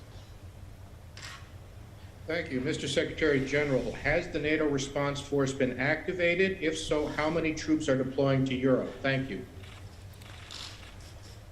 The NATO response force has been put on higher readiness. We did that several weeks ago, but it has not been deployed. What we have deployed are other units from NATO allied countries. The United States has deployed troops and forces in Europe. I met some of them in Romania a few days ago. Germany has deployed more troops to Lithuania. The United Kingdom has doubled its presence in Estonia with a battle group there, and other allies, including Spain, the Netherlands, Denmark, and many others have decided to send in troops, ships and planes to reinforce our presence. And France has also made it clear that they are ready to lead a battle group in Romania. So far we have increased the readiness of the NATO response force, but we have not deployed the NATO response force. Thank you. For the next question, we'll go to Ketevan Kardava from Imedi TV.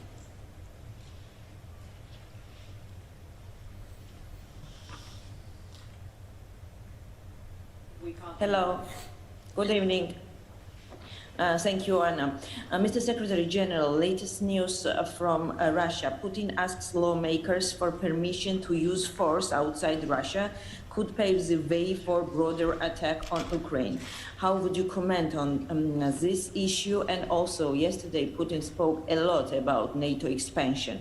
And you know that with Ukraine, Georgia is also waiting for future membership, and such statements are so worried for us. What is your comment, and is it possible and acceptable about what Putin was talking 2 days ago, so-called moratorium on NATO expansion?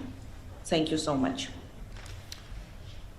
A request to get permission to use force outside the Russian territory just adds to the pattern of decisions and actions by Russia over the last months, which has led to the most dangerous moment for our security in decades. And this is just another step.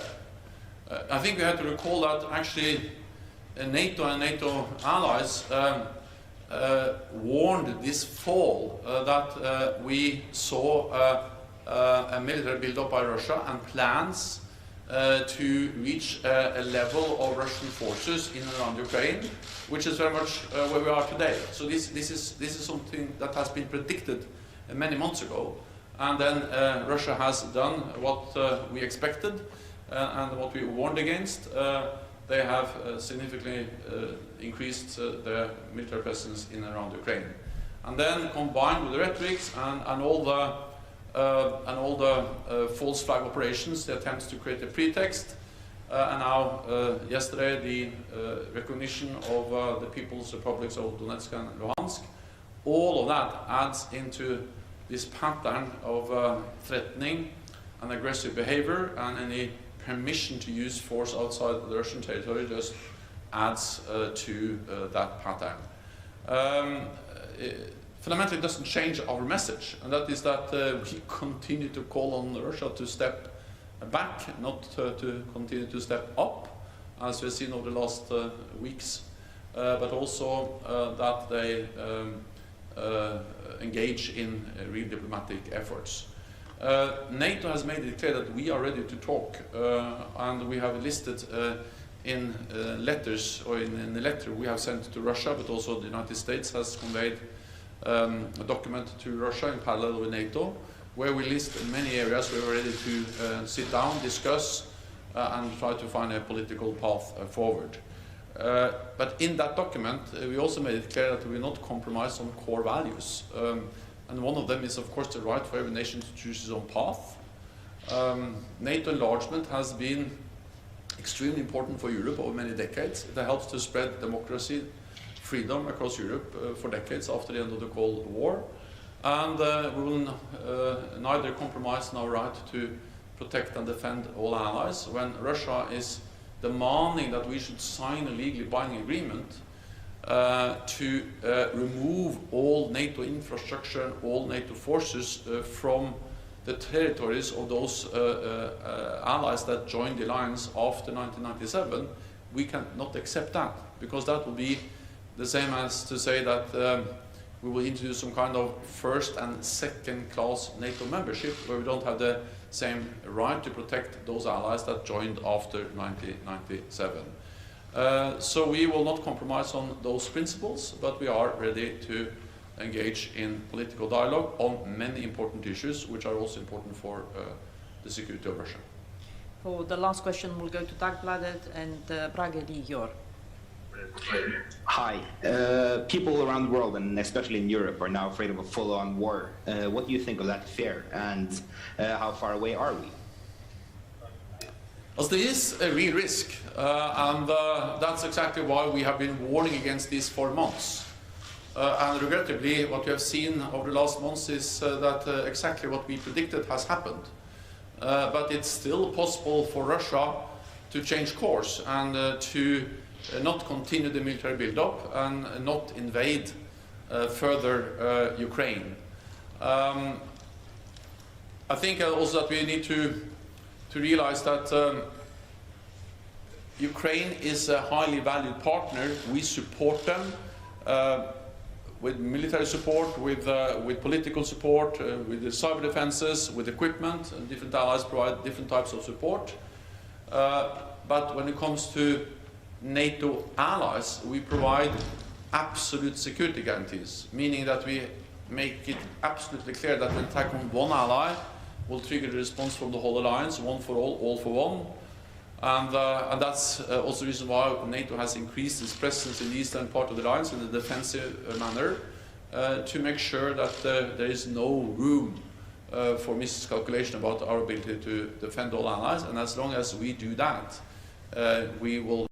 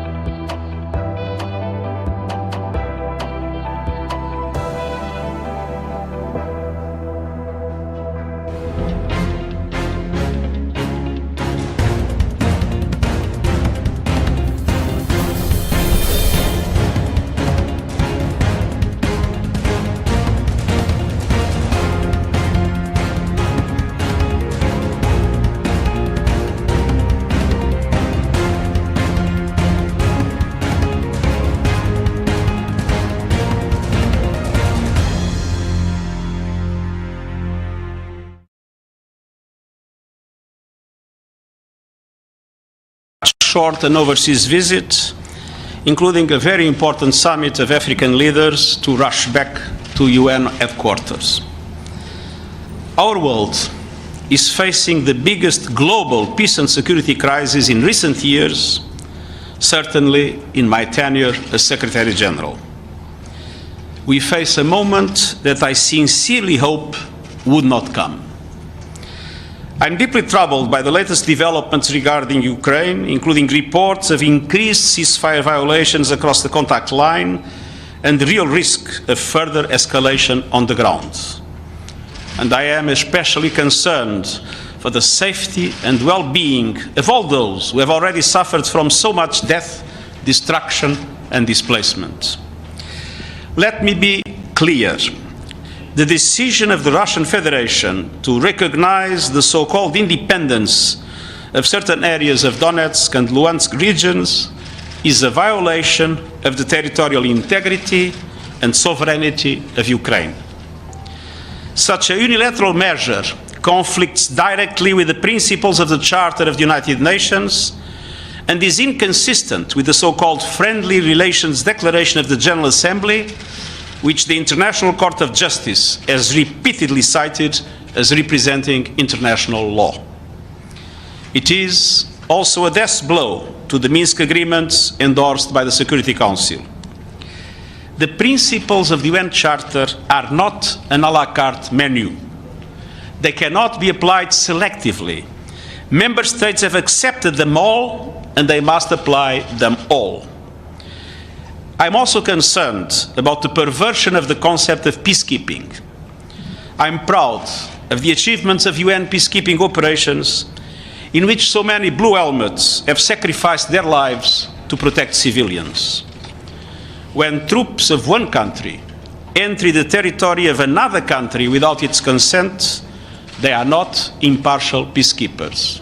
They are not peacekeepers at all. The United Nations, in line with the relevant Security Council and General Assembly resolutions, stands fully behind the sovereignty, political independence and territorial integrity of Ukraine within its internationally recognized borders.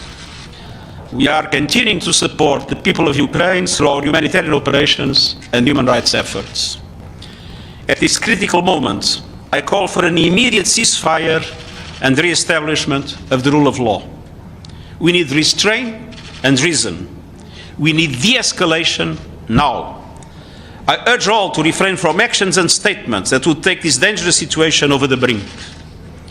It is high time to return to the path of dialogue and negotiations.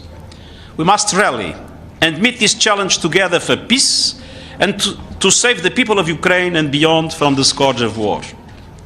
I am fully committed to all efforts to resolve this crisis without further bloodshed. I repeat what I've said several times. My good offices are available, and we will not relent in the search for a peaceful solution. The United Nations, the entire international system are being tested, and we must pass this test. Thank you. CD Letter, Associated Press. Thank you very much, Mr. Secretary General. The Russian Parliament today authorized action outside the country by the military. It doesn't seem like anything that anybody says or any diplomatic efforts are going to avoid any escalation and future invasions in Ukraine. You've appealed before, so have a lot of other people. What else can be done to really stop this new bloodshed in Europe? Well, as I said, this is high time for de-escalation. This is high time to return to dialogue and negotiation. I think the present crisis will be, in the end, terribly detrimental both to the Ukraine and to the Russian Federation. Thank you. McCarthy, we are please. Thank you very much, Mr. Secretary General. Russian President stated that the actions that Kiev is conducting against Donetsk and Lugansk are literally genocide. Do you share this assessment? And the second question, please. Some former Ukrainian officials were mentioning the possibility of UN peacekeeping mission deploying to the area. What do you make of that? Thank you. Well, genocide is a crime that is clearly defined and whose application must be done in line with international law. I do not think it is the case. The second question was? Peacekeepers in Ukraine. Yes, it is true. There was a moment in which Ukraine has asked for a UN peacekeeping force in the regions of Donetsk and Luhansk. At the time, the Russian Federation accepted the idea of a peacekeeping force, but limited to the protection of OSCE monitors. And there was no agreement in the Security Council trying to make the two positions coincide, and for that reason it was never possible to approve in the Security Council a peacekeeping mission. Thank you very much. Thank you. Thank you very much. All the best.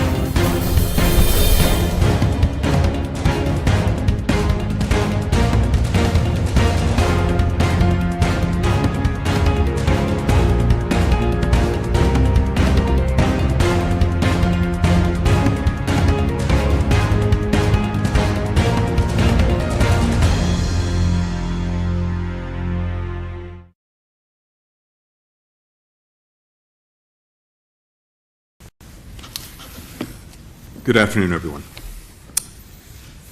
Since Foreign Minister Kuleba and I were in Munich just a few days ago, Russia's aggression toward Ukraine and its rejection of international law and diplomacy have accelerated. Yesterday, President Putin recognized the so-called independence of the Donetsk and Luhansk regions of Ukraine, where violent Russian-backed separatists have been fighting a war since 2014. A few hours later, he gave authorization to Russian troops to enter those regions. For weeks, we've been warning the world that Russia was mobilizing for military aggression against Ukraine. We've made clear that if Russia invaded, the United States and our allies and partners would impose swift and severe consequences. Now that Russia has moved against Ukraine, so too have we moved on our strong and unified response. This afternoon, the President announced the first round of sanctions on Russia in response to its actions. These have been closely coordinated with our allies and partners. We'll continue to escalate our sanctions if Russia escalates its aggression toward Ukraine. Today, we're implementing full blocking sanctions on two large Russian financial institutions, VEB and Bank, both of which have close links to the Kremlin and the Russian military. Collectively, they hold more than $80 billion in assets. These measures will freeze their assets in the United States, prohibit American individuals or businesses from doing any transactions with them, shut them out of the global financial system, and foreclose access to the U.S. dollar. We're expanding our existing sanctions on Russian sovereign debt. We've already prohibited U.S. financial institutions from trading in Russian sovereign debt in the primary market. Now, we're extending that prohibition to the secondary market. These prohibitions will cut off the Russian government from a key avenue by which it raises capital to fund its priorities and will increase future financing costs. They also deny Russia access to key U.S. markets and investors. Starting today, we'll impose sanctions on members of the Russian elite and their family members, all of whom directly benefit from their connections with the Kremlin. Other Russian elites and their family members are on notice that additional actions could be taken against them.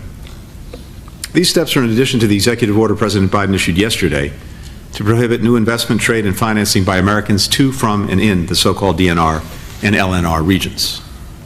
And, just as the President said we would do, today the Department of Defense announced that we would be sending additional forces to NATO's eastern flank to deter and defend against any Russian aggression directed at our allies.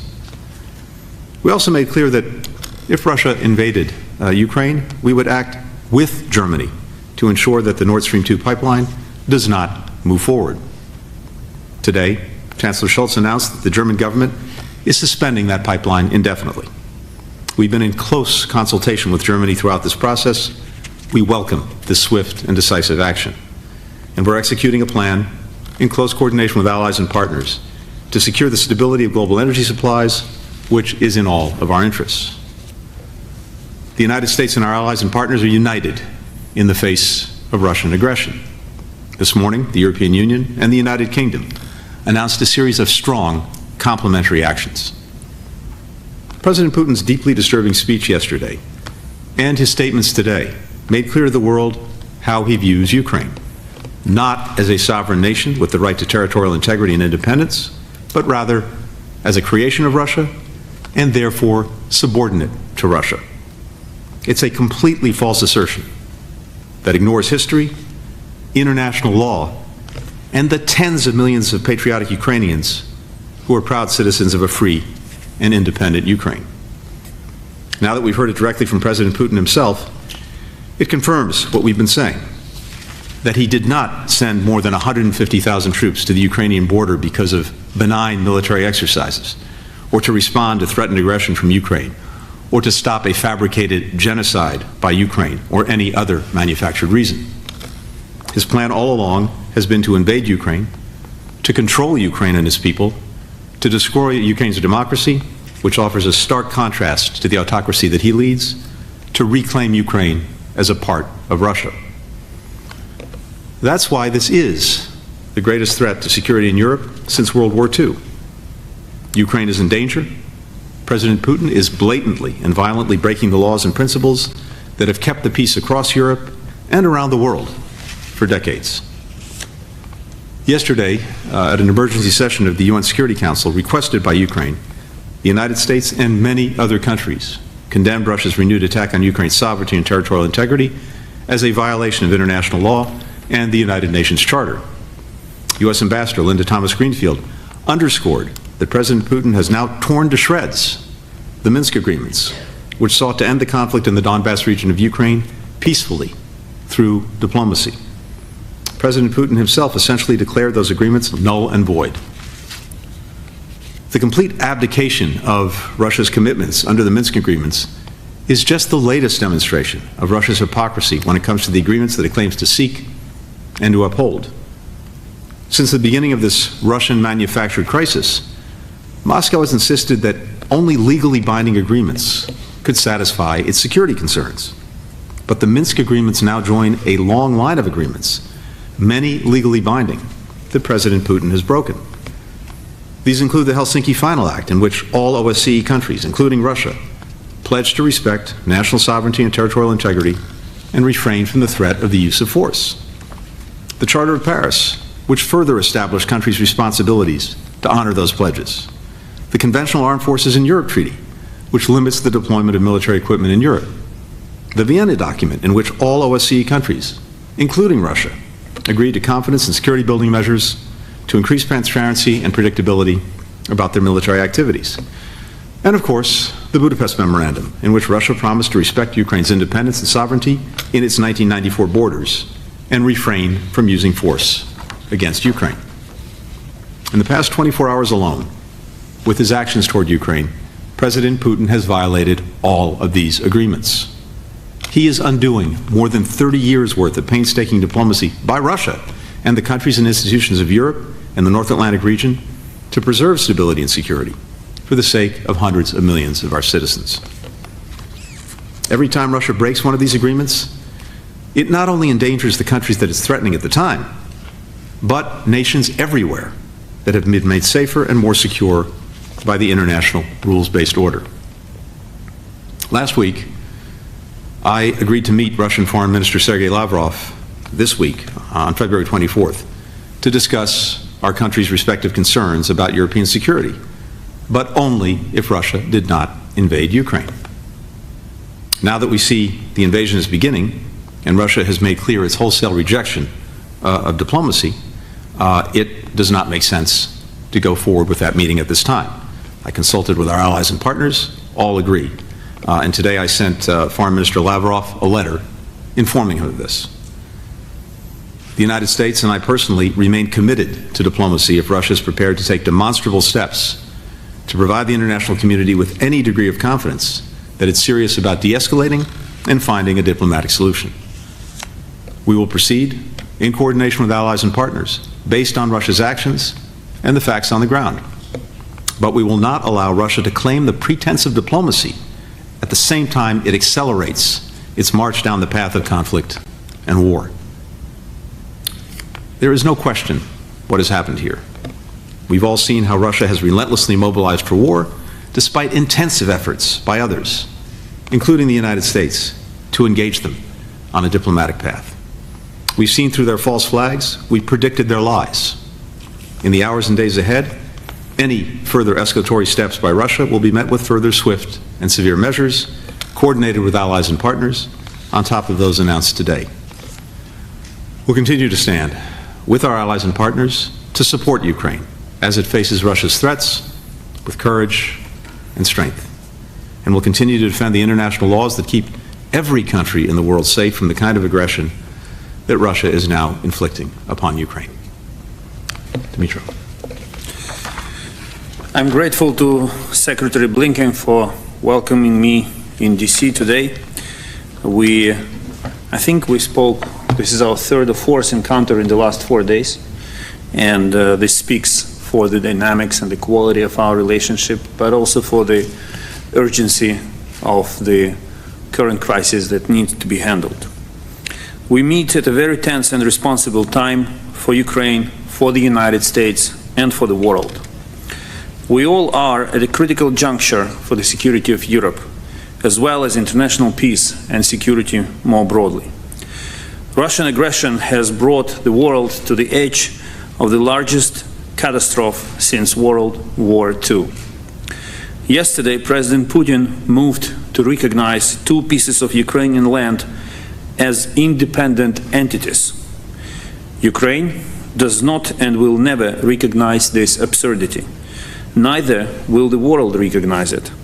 In fact, what Putin recognized is not the so-called Donetsk People Republic and Lugansk People Republic.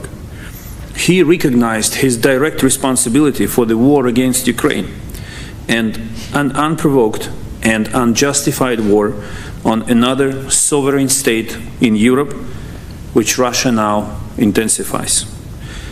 President Putin killed Minsk agreements, and more broadly, he attacked the world order.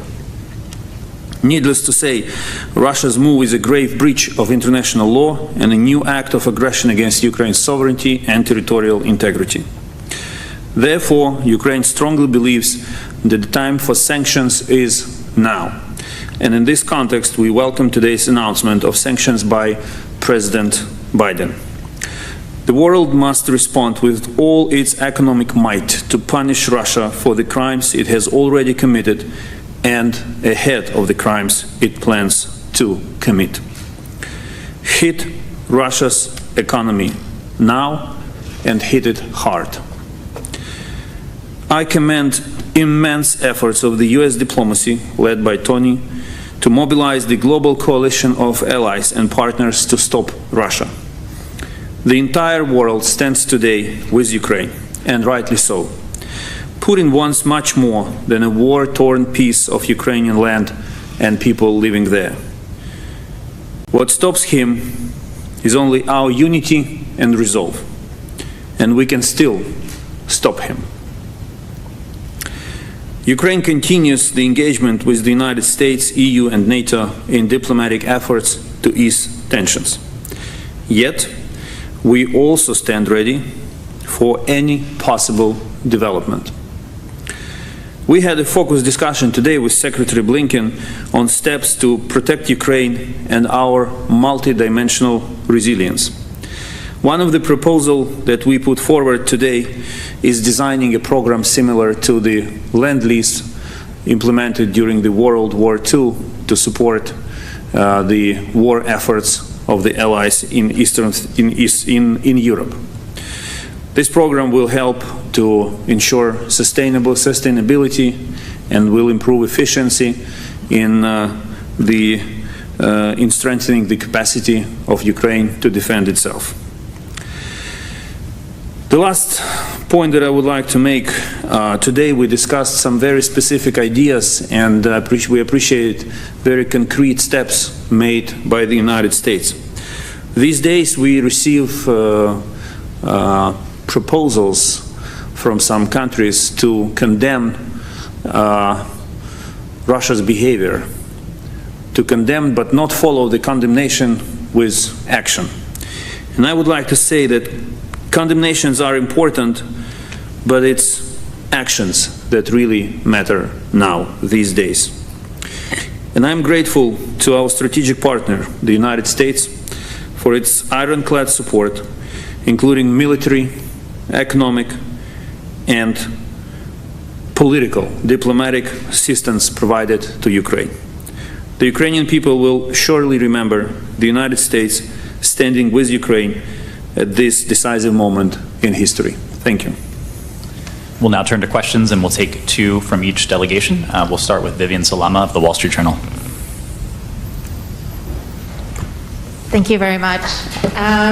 Mr. Secretary, President Biden said 3 days ago that if Russia invades, they will have chosen war and the door to diplomacy will be closed. Today, however, he seemed to have left the door open for diplomacy despite labeling what Russia has done as an invasion. And so even though you've now canceled your meeting with Minister Lavrov, can you say what the circumstances would entail to justify talks at this point, absent, say, a full withdrawal? Does the actions in Donbass kind of open the door for potential negotiations? And on that point, if you would both indulge me with two questions.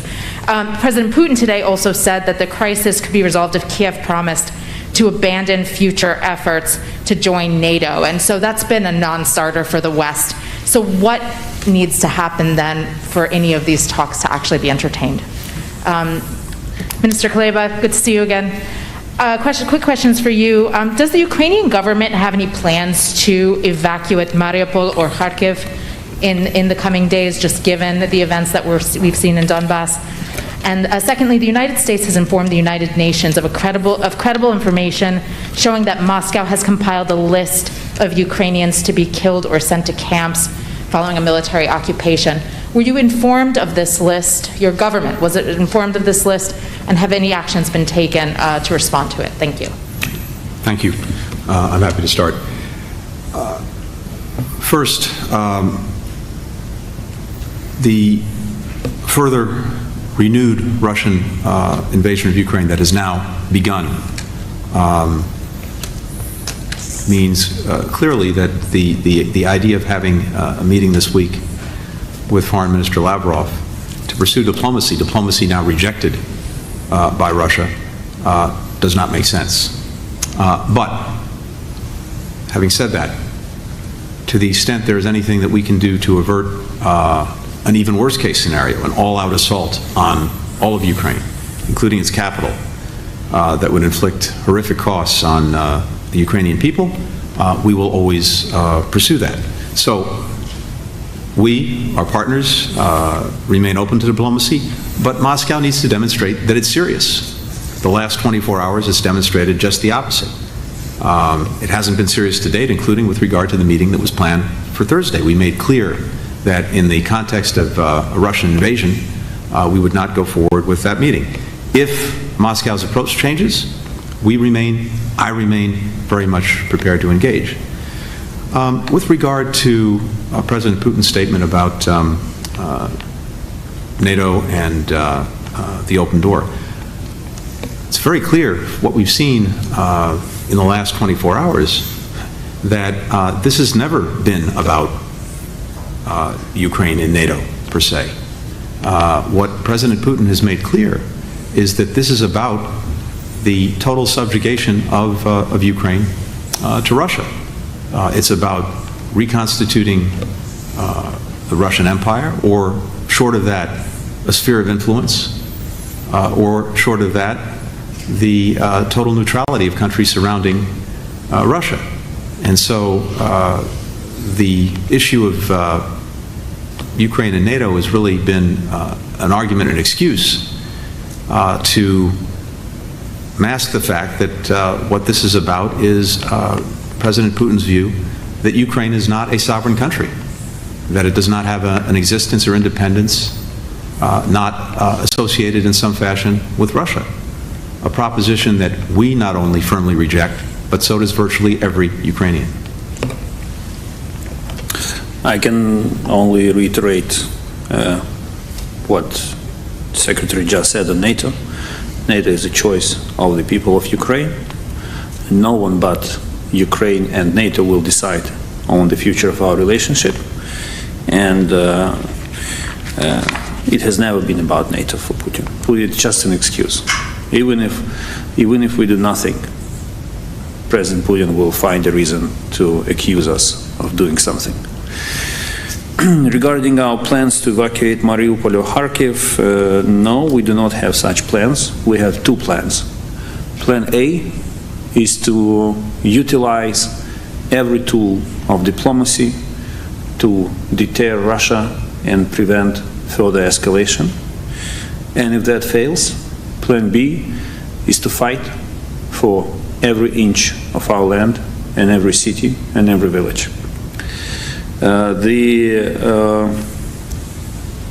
To fight until we win, of course.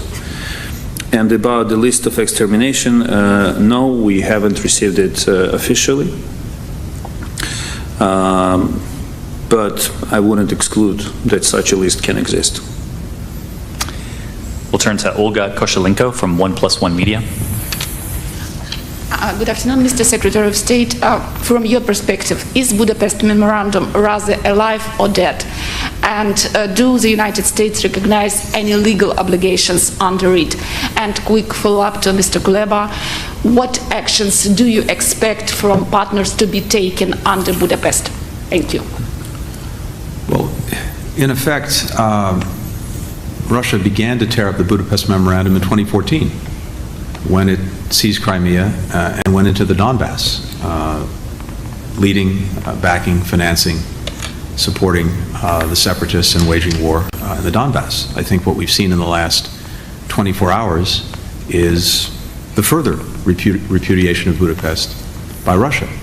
For our part, we have worked very hard over many years, and especially over the last year, to do everything we can to support Ukraine, to support its territorial integrity, its sovereignty, its independence, through security assistance, in the last year alone more than in any previous year, humanitarian assistance, financial assistance. Just about 10 days ago, we provided an additional loan guarantee of $1 billion to Ukraine. And of course, leading the effort internationally to build support for Ukraine in this hour of need. So we stand very much behind that support expressed in the Budapest Memorandum, and doing everything that we can to uphold Ukraine's independence, its security, its well-being.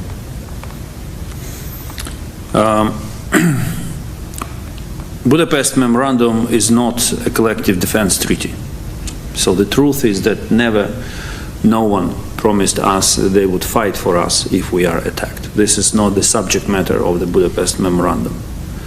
But this document was concluded on the premise that, first, countries who provided security assurances to Ukraine will themselves not use force against us, and second, if that happens, they will do their utmost to stop it. So this is exactly should be the subject of the consultations that Ukraine has initiated recently. Countries who belong to this legal and political field space created by the Budapest Memorandum have to come together and reach an agreement on which specific action can they take to protect Ukraine. We understand that one of the signatories of the Budapest Memorandum is Russia, who, as Secretary Blinken rightly said, violated all possible international documents and agreements.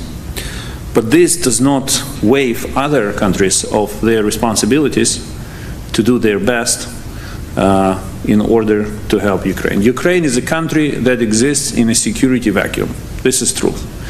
Our security guarantees are Ukrainian army and Ukrainian diplomacy. But we realize that. But we do believe that the decisions taken in 1994, when the Budapest Memorandum was concluded, they should be respected, because we sacrificed a lot to make a long story short, we did a lot to strengthen global security by abandoning our nuclear arsenal. That was a huge contribution, and we expect, on the principle of reciprocity, an equally huge contribution to ensuring Ukraine's security. Ben Hall, Fox News. Thank you. Thank you very much both for this today. Foreign Minister, there is a suggestion that what we've seen so far is a minor invasion, that there's more to come, and so it only warrants sort of lesser US sanctions. I wonder if that is your read as well. And also, you and President Zelensky called for tough sanctions to be placed on Russia before the invasion.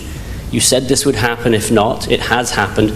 Are you happy with that in mind, with the way the US has handled this? What more would you like to see from the US and from the international community to try and deter more aggression?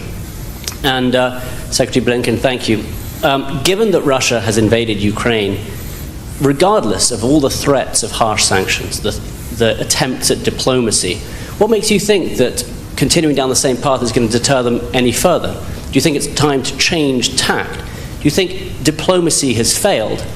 And secondly, have you underestimated Putin? First, there is no such thing as minor, middle, or major invasion. Invasion is an invasion. Second, as I said earlier, we do appreciate the sanctions which were announced today. They target Russia. They're very specific. They are painful.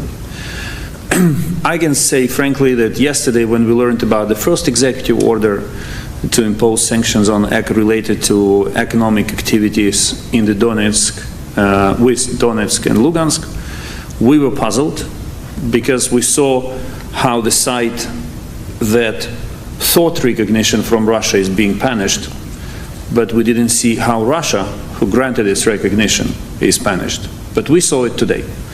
And this strategy of imposing sanctions by waves, if I may put it this way, is something that can work if it continues in a sustainable way.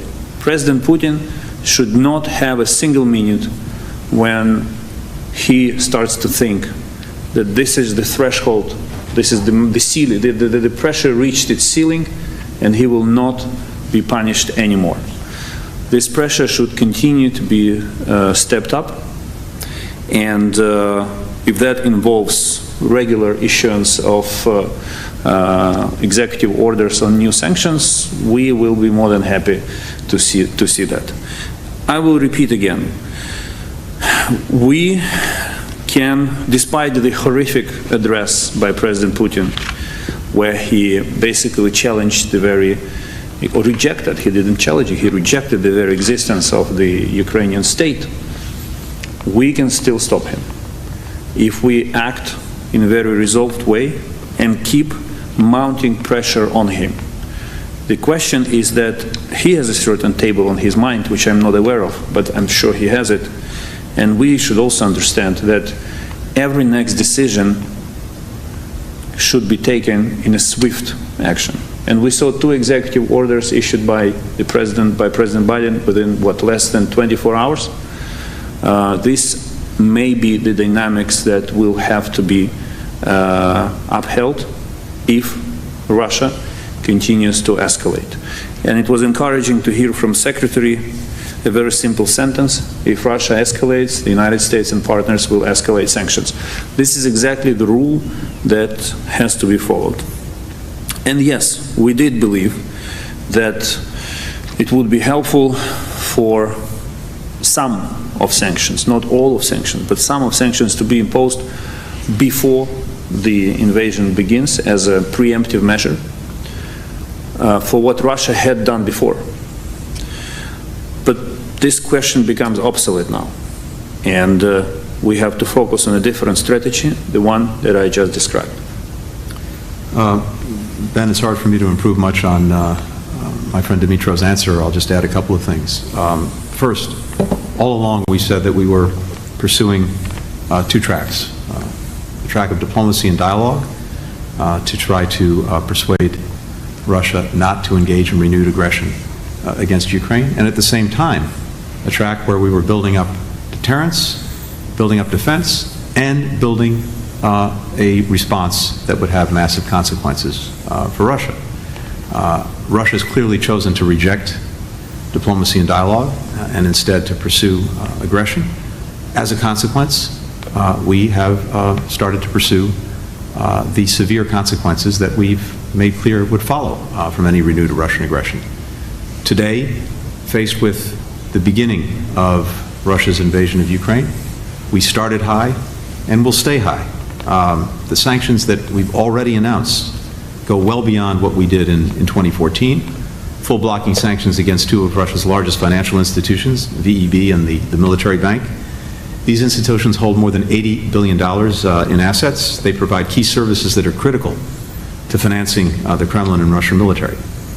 We have comprehensive sanctions against Russian sovereign debt. What that means is that we're cutting off the Russian government from Western financing. Sanctions on elites and family members, and as promised, as we've said all along, Germany taking action on Nord Stream 2. And to repeat what Dmytro just emphasized, we've also made clear, we're making clear today, that if Russia continues to escalate, so will we. And of course, it's not only the sanctions and other measures of that nature that are being taken. It is, as we've made clear, the reinforcement of NATO on its eastern flank and continuing to provide and indeed increase the support that we're providing to Ukraine against every dimension, security, diplomatic, political, economic, humanitarian. All of that is in the mix. Ultimately, President Putin makes whatever decisions he makes. We can do everything in our power to try to shape those decisions, but as I've said all along, whatever his decisions, we're prepared either way, and we've demonstrated that again today in full coordination with allies and partners. Have you underestimated him? Oh, I think to the contrary. We've not underestimated him. We've actually laid out for the world his entire playbook, a playbook that he is now following and is making very clear that, for example, what the President's laid out, what I laid out at the United Nations a week ago, is exactly what's happening. So we've had a very clear-eyed view of President Putin all along. We'll take a final question from Dmytro Anopchenko from InterTV. Mr. Blinken, I'm interested in your opinion about Normandy format. After all what happened in Ukraine last night, may one tell that it will not work anymore and should be replaced like Ukraine proposed? And secondly, I got a question which may sound very naive, but it's a question of my audience in Ukraine, millions of people who are really scared. And if any one of them will be on my place, they will ask you, if Russian troops will move forward, or if they will start intense artillery fire hitting Ukrainian territory, on your understanding, what will happen next and what will America do? Thank you. With regard to the Normandy format, I think the question is best directed at President Putin.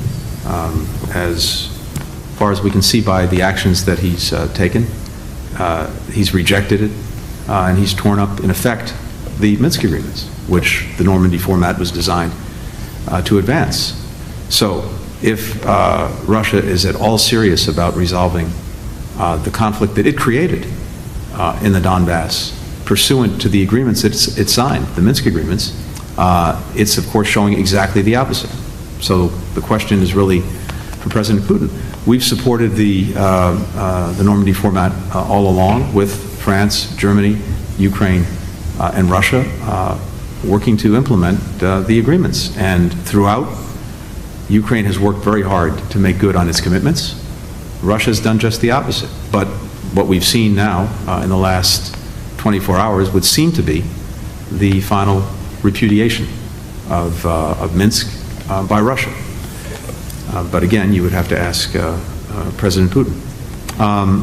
With regard to what comes next, as I said a moment ago, and as we've said all along, if Russia pursues its aggression against Ukraine, it will face the massive consequences that not only the United States, but virtually all of our allies and partners have made clear would follow.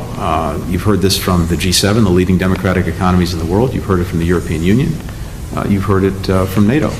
And that includes what we've started with today, and that is very severe economic and financial sanctions that will exact significant costs from Russia. It includes a reinforcement of NATO and the defense of all allies in NATO, and it includes additional assistance to Ukraine in every area, security, diplomatic, political, economic, humanitarian. All of that will follow. And again, I repeat what I've said before, if and as Russia escalates, so will we. Thank you, Mr. Secretary. Thank you, Mr. Minister. Thank you, everyone. Thank you.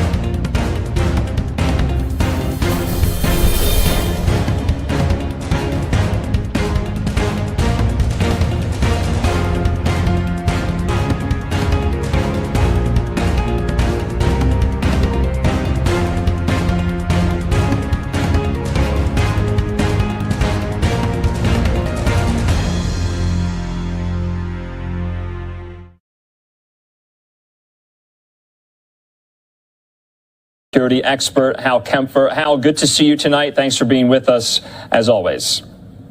Thank you, Andrew. Good to be here. Hal, earlier today we heard from President Biden and the administration was quite clear. They say this is the beginning of a Russian invasion, meaning we are at that point. We also heard from the Ukrainian foreign minister today say, quote, there is no such thing as a minor, middle, or major invasion. An invasion is an invasion. You know, basically what he was making very clear, because there had been that gap I think it was last week, where President Biden had talked about a minor incursion, and certainly that got a lot of people talking. And yes, you know, the degree, the severity, the amount of military firepower, the amount of terrain taken, all these things do calculate in international politics. However, on this one, it's the violation of the sovereign terrain, the sovereign land of Ukraine. And that was pretty clear today. I didn't see any gap in terms of perception or definition that invasion is invasion. And once the Russian forces cross into Ukraine, into that Donbass region in the east, that is an invasion. Now, there's a few things with that. There's the area that the separatists control, and then there's the area that is the actual two provinces that comprise that Donbass region. Those two provinces area is much larger than the area that the separatists control. And the separatists forward edge of the battle area, if you will, the line of control they have, that's something that was discussed various international conferences. We've heard a lot about the Minsk agreement, but that has been fairly stable for a long period of time, although there's exchanges of firepower, mortars, artillery, shootings, things like that, but that has not shifted a great deal. However, with Russian troops coming in, the big question right now is, will they stop? Are they going to stop at that forward line of troops, that forward edge of the battle area, or are they going to push forward? The way that Putin has described it, he has said the entirety of these two provinces constitute these independent republics, and basically has set out a legal argument, at least in his mind, that Russian troops could go in and engage with Ukraine troops on the ground. In that case, they would say that the Ukraine troops actually compose the aggressors, and they are simply regaining sovereign territory of these separate republics. It's a potential quagmire, and it could turn into a real high-intensity shooting war pretty quick. Hal, let's get in, though, to this first tranche of major sanctions imposed by not only the United States, but also some of our European allies. I want to go into what they exactly mean and who do they target and what impact they will have. The significance of this is the first time the United States is applying full blocking sanctions against a Russian state-owned bank, freezing the bank's assets, cutting off all transactions. We know two Russian financial institutions, VEB and a military bank. Hope maybe you can help us kind of flesh that out, what that means. And then sanctions on Russian sovereign debt and Russian elites and their family members. What do we make of all of this? And are they pinpointed to specific entities for a reason? They are, Andrew, and I will tell you, I also tend to go with the acronyms on this one. And of course, being military background, people say we live in acronyms, but the names of these banks are rather long. Okay, so you have two big banks, and the two are VEB and PSB. VEB is basically a bank they use for a lot of foreign transactions, a lot of internal things as well. That the government uses. It's a state-owned bank. It's pretty good size. I think it's about $60 billion a year, which sounds impressive. And then the other one, PSB, is a military, not military per se, but they use it for defense purposes.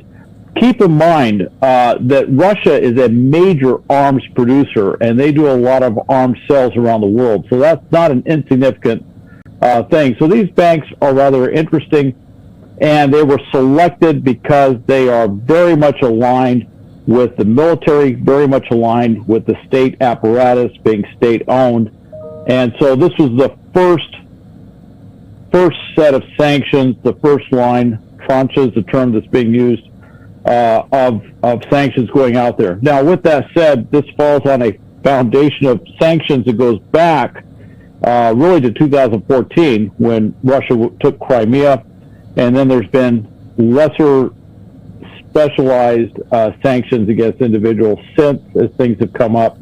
But this is the first rollout. And then one of the things fixing a gap within the 2014 sanctions is they sanctioned key oligarchs and senior individuals close to Putin last time. What they didn't do was they didn't sanction their entire families. And what these oligarchs did was they simply transferred their wealth to their family members, and so they just kept going. So what this does is it kind of tries to close that gap by going after the family members. And even though, let's not be naive, Russians know how to move money illicitly. All right, that's something that goes back to their old KGB days and stuff like that. They know how to do that. But with that said, this is going to be painful for those particular individuals, those particular oligarchs, which are really like corporations in essence because of the amount of wealth they control. And so there's going to be pain asserted there that will be felt. Won't be right away, but it will be felt, although there's that big rainy day fund that he's been accruing over the last 4 years, and that's a pretty substantial amount of money. And of course, that goes to the fact that the conversation you and I had earlier, talking about the preparations that were being made on the part of Vladimir Putin and some of his lieutenants, preparing for these sanctions packages in order to kind of offset some of the costs that they will levy. I just want to offer a counterpoint. Another LiveNOW frequent guest, Brett Bruin, who is a former diplomat in the Obama administration, he tweeted today, "Imagine a foreign nation violently occupied large parts of 2 U.S. states and then declared them to be independent. Would we consider a sufficient response to simply slap sanctions on a few banks, a few rich guys, and limit their ability to issue sovereign debt?" That goes to the question, is this first round enough? Will it have that big of an impact? And is this more of the same of what we saw in 2014?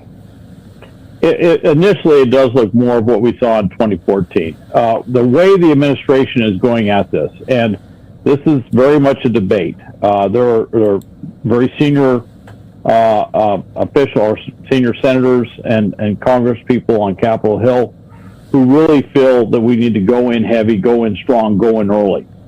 I think the intelligence that we have on Putin and his intentions would indicate that it would take something really heavy to get his attention. It would also take something pretty heavy to make an impact. The problem with going in with incremental sanctions is all these sanctions take time to hit. They take time before they'll really feel the sanctions bite in. Let me give you an idea of how resilient Russia is. They have got a rainy day fund that they've been building up for the last about a little over 4 years that is now about $630 billion. In an economy of, 1.5 trillion. That is a huge rainy day fund. And you saw, I talked about the wealth of those two banks, about 60 billion, 20 billion. Can they absorb the hit in the short run? Yeah, they have a lot of resilience. Now, there are certain things mechanically we've done which are a little bit broader. All right, for example, is limiting their ability to get U.S. dollars, basically to do transactions in U.S. dollars, and doing things to restrict their sovereign debt. We've gone over not only the primary market but the secondary market, which really impacts their way to do international trade, to sell things, to do any sorts of trade, let alone finance on the international setting. Those are huge, huge areas. However, even today, as much as Russia has tried to divorce itself from being reliant on U.S. dollars, and still in the international system, dollars is the primary foundation currency that everybody relies upon.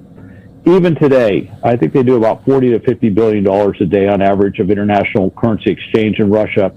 80% of that is still reliant on U.S. dollars, which gives you an idea that if you can somehow take that U.S. dollar exchange out of what Russia does, that could have a pretty big impact. Again, it will take it'll take a while. It's not something that's going to hit immediate.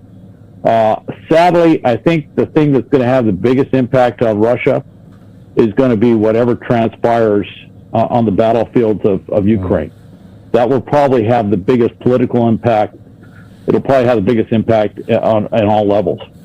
Hal, and you were talking about, and we have been talking about in the past, what will happen? Will they still be a member or party to the SWIFT international banking system? That seems not to be as talked about as much, but we heard from Chairman of the Senate Foreign Relations Committee, the Democrat from New Jersey, Bob Menendez. He wants that on the table. He wants that issued. I found, that to be interesting. I also want to get into some of the sanctions put on by the European Union today. They issued sanctions against all members of the Russian Duma, that is the Russian parliament, that is the Russian legislative body in Moscow, who voted for independence of these Ukrainian territories, and those EU sanctions package will hit those members of the Russian State Duma, essentially preventing them from the international banking system as well. That is significant. It sounds more significant than I really actually think it is. Okay. I can tell you, if you're a member of the Duma, it's very irritating to say the least, because basically you just got knocked out of the international marketplace. And a lot of the members of the Duma have all sorts of side business arrangements and financial arrangements, and they have all kinds of things going on. So for them, that's significant. My next question will be, are they going to do the same thing they did with those key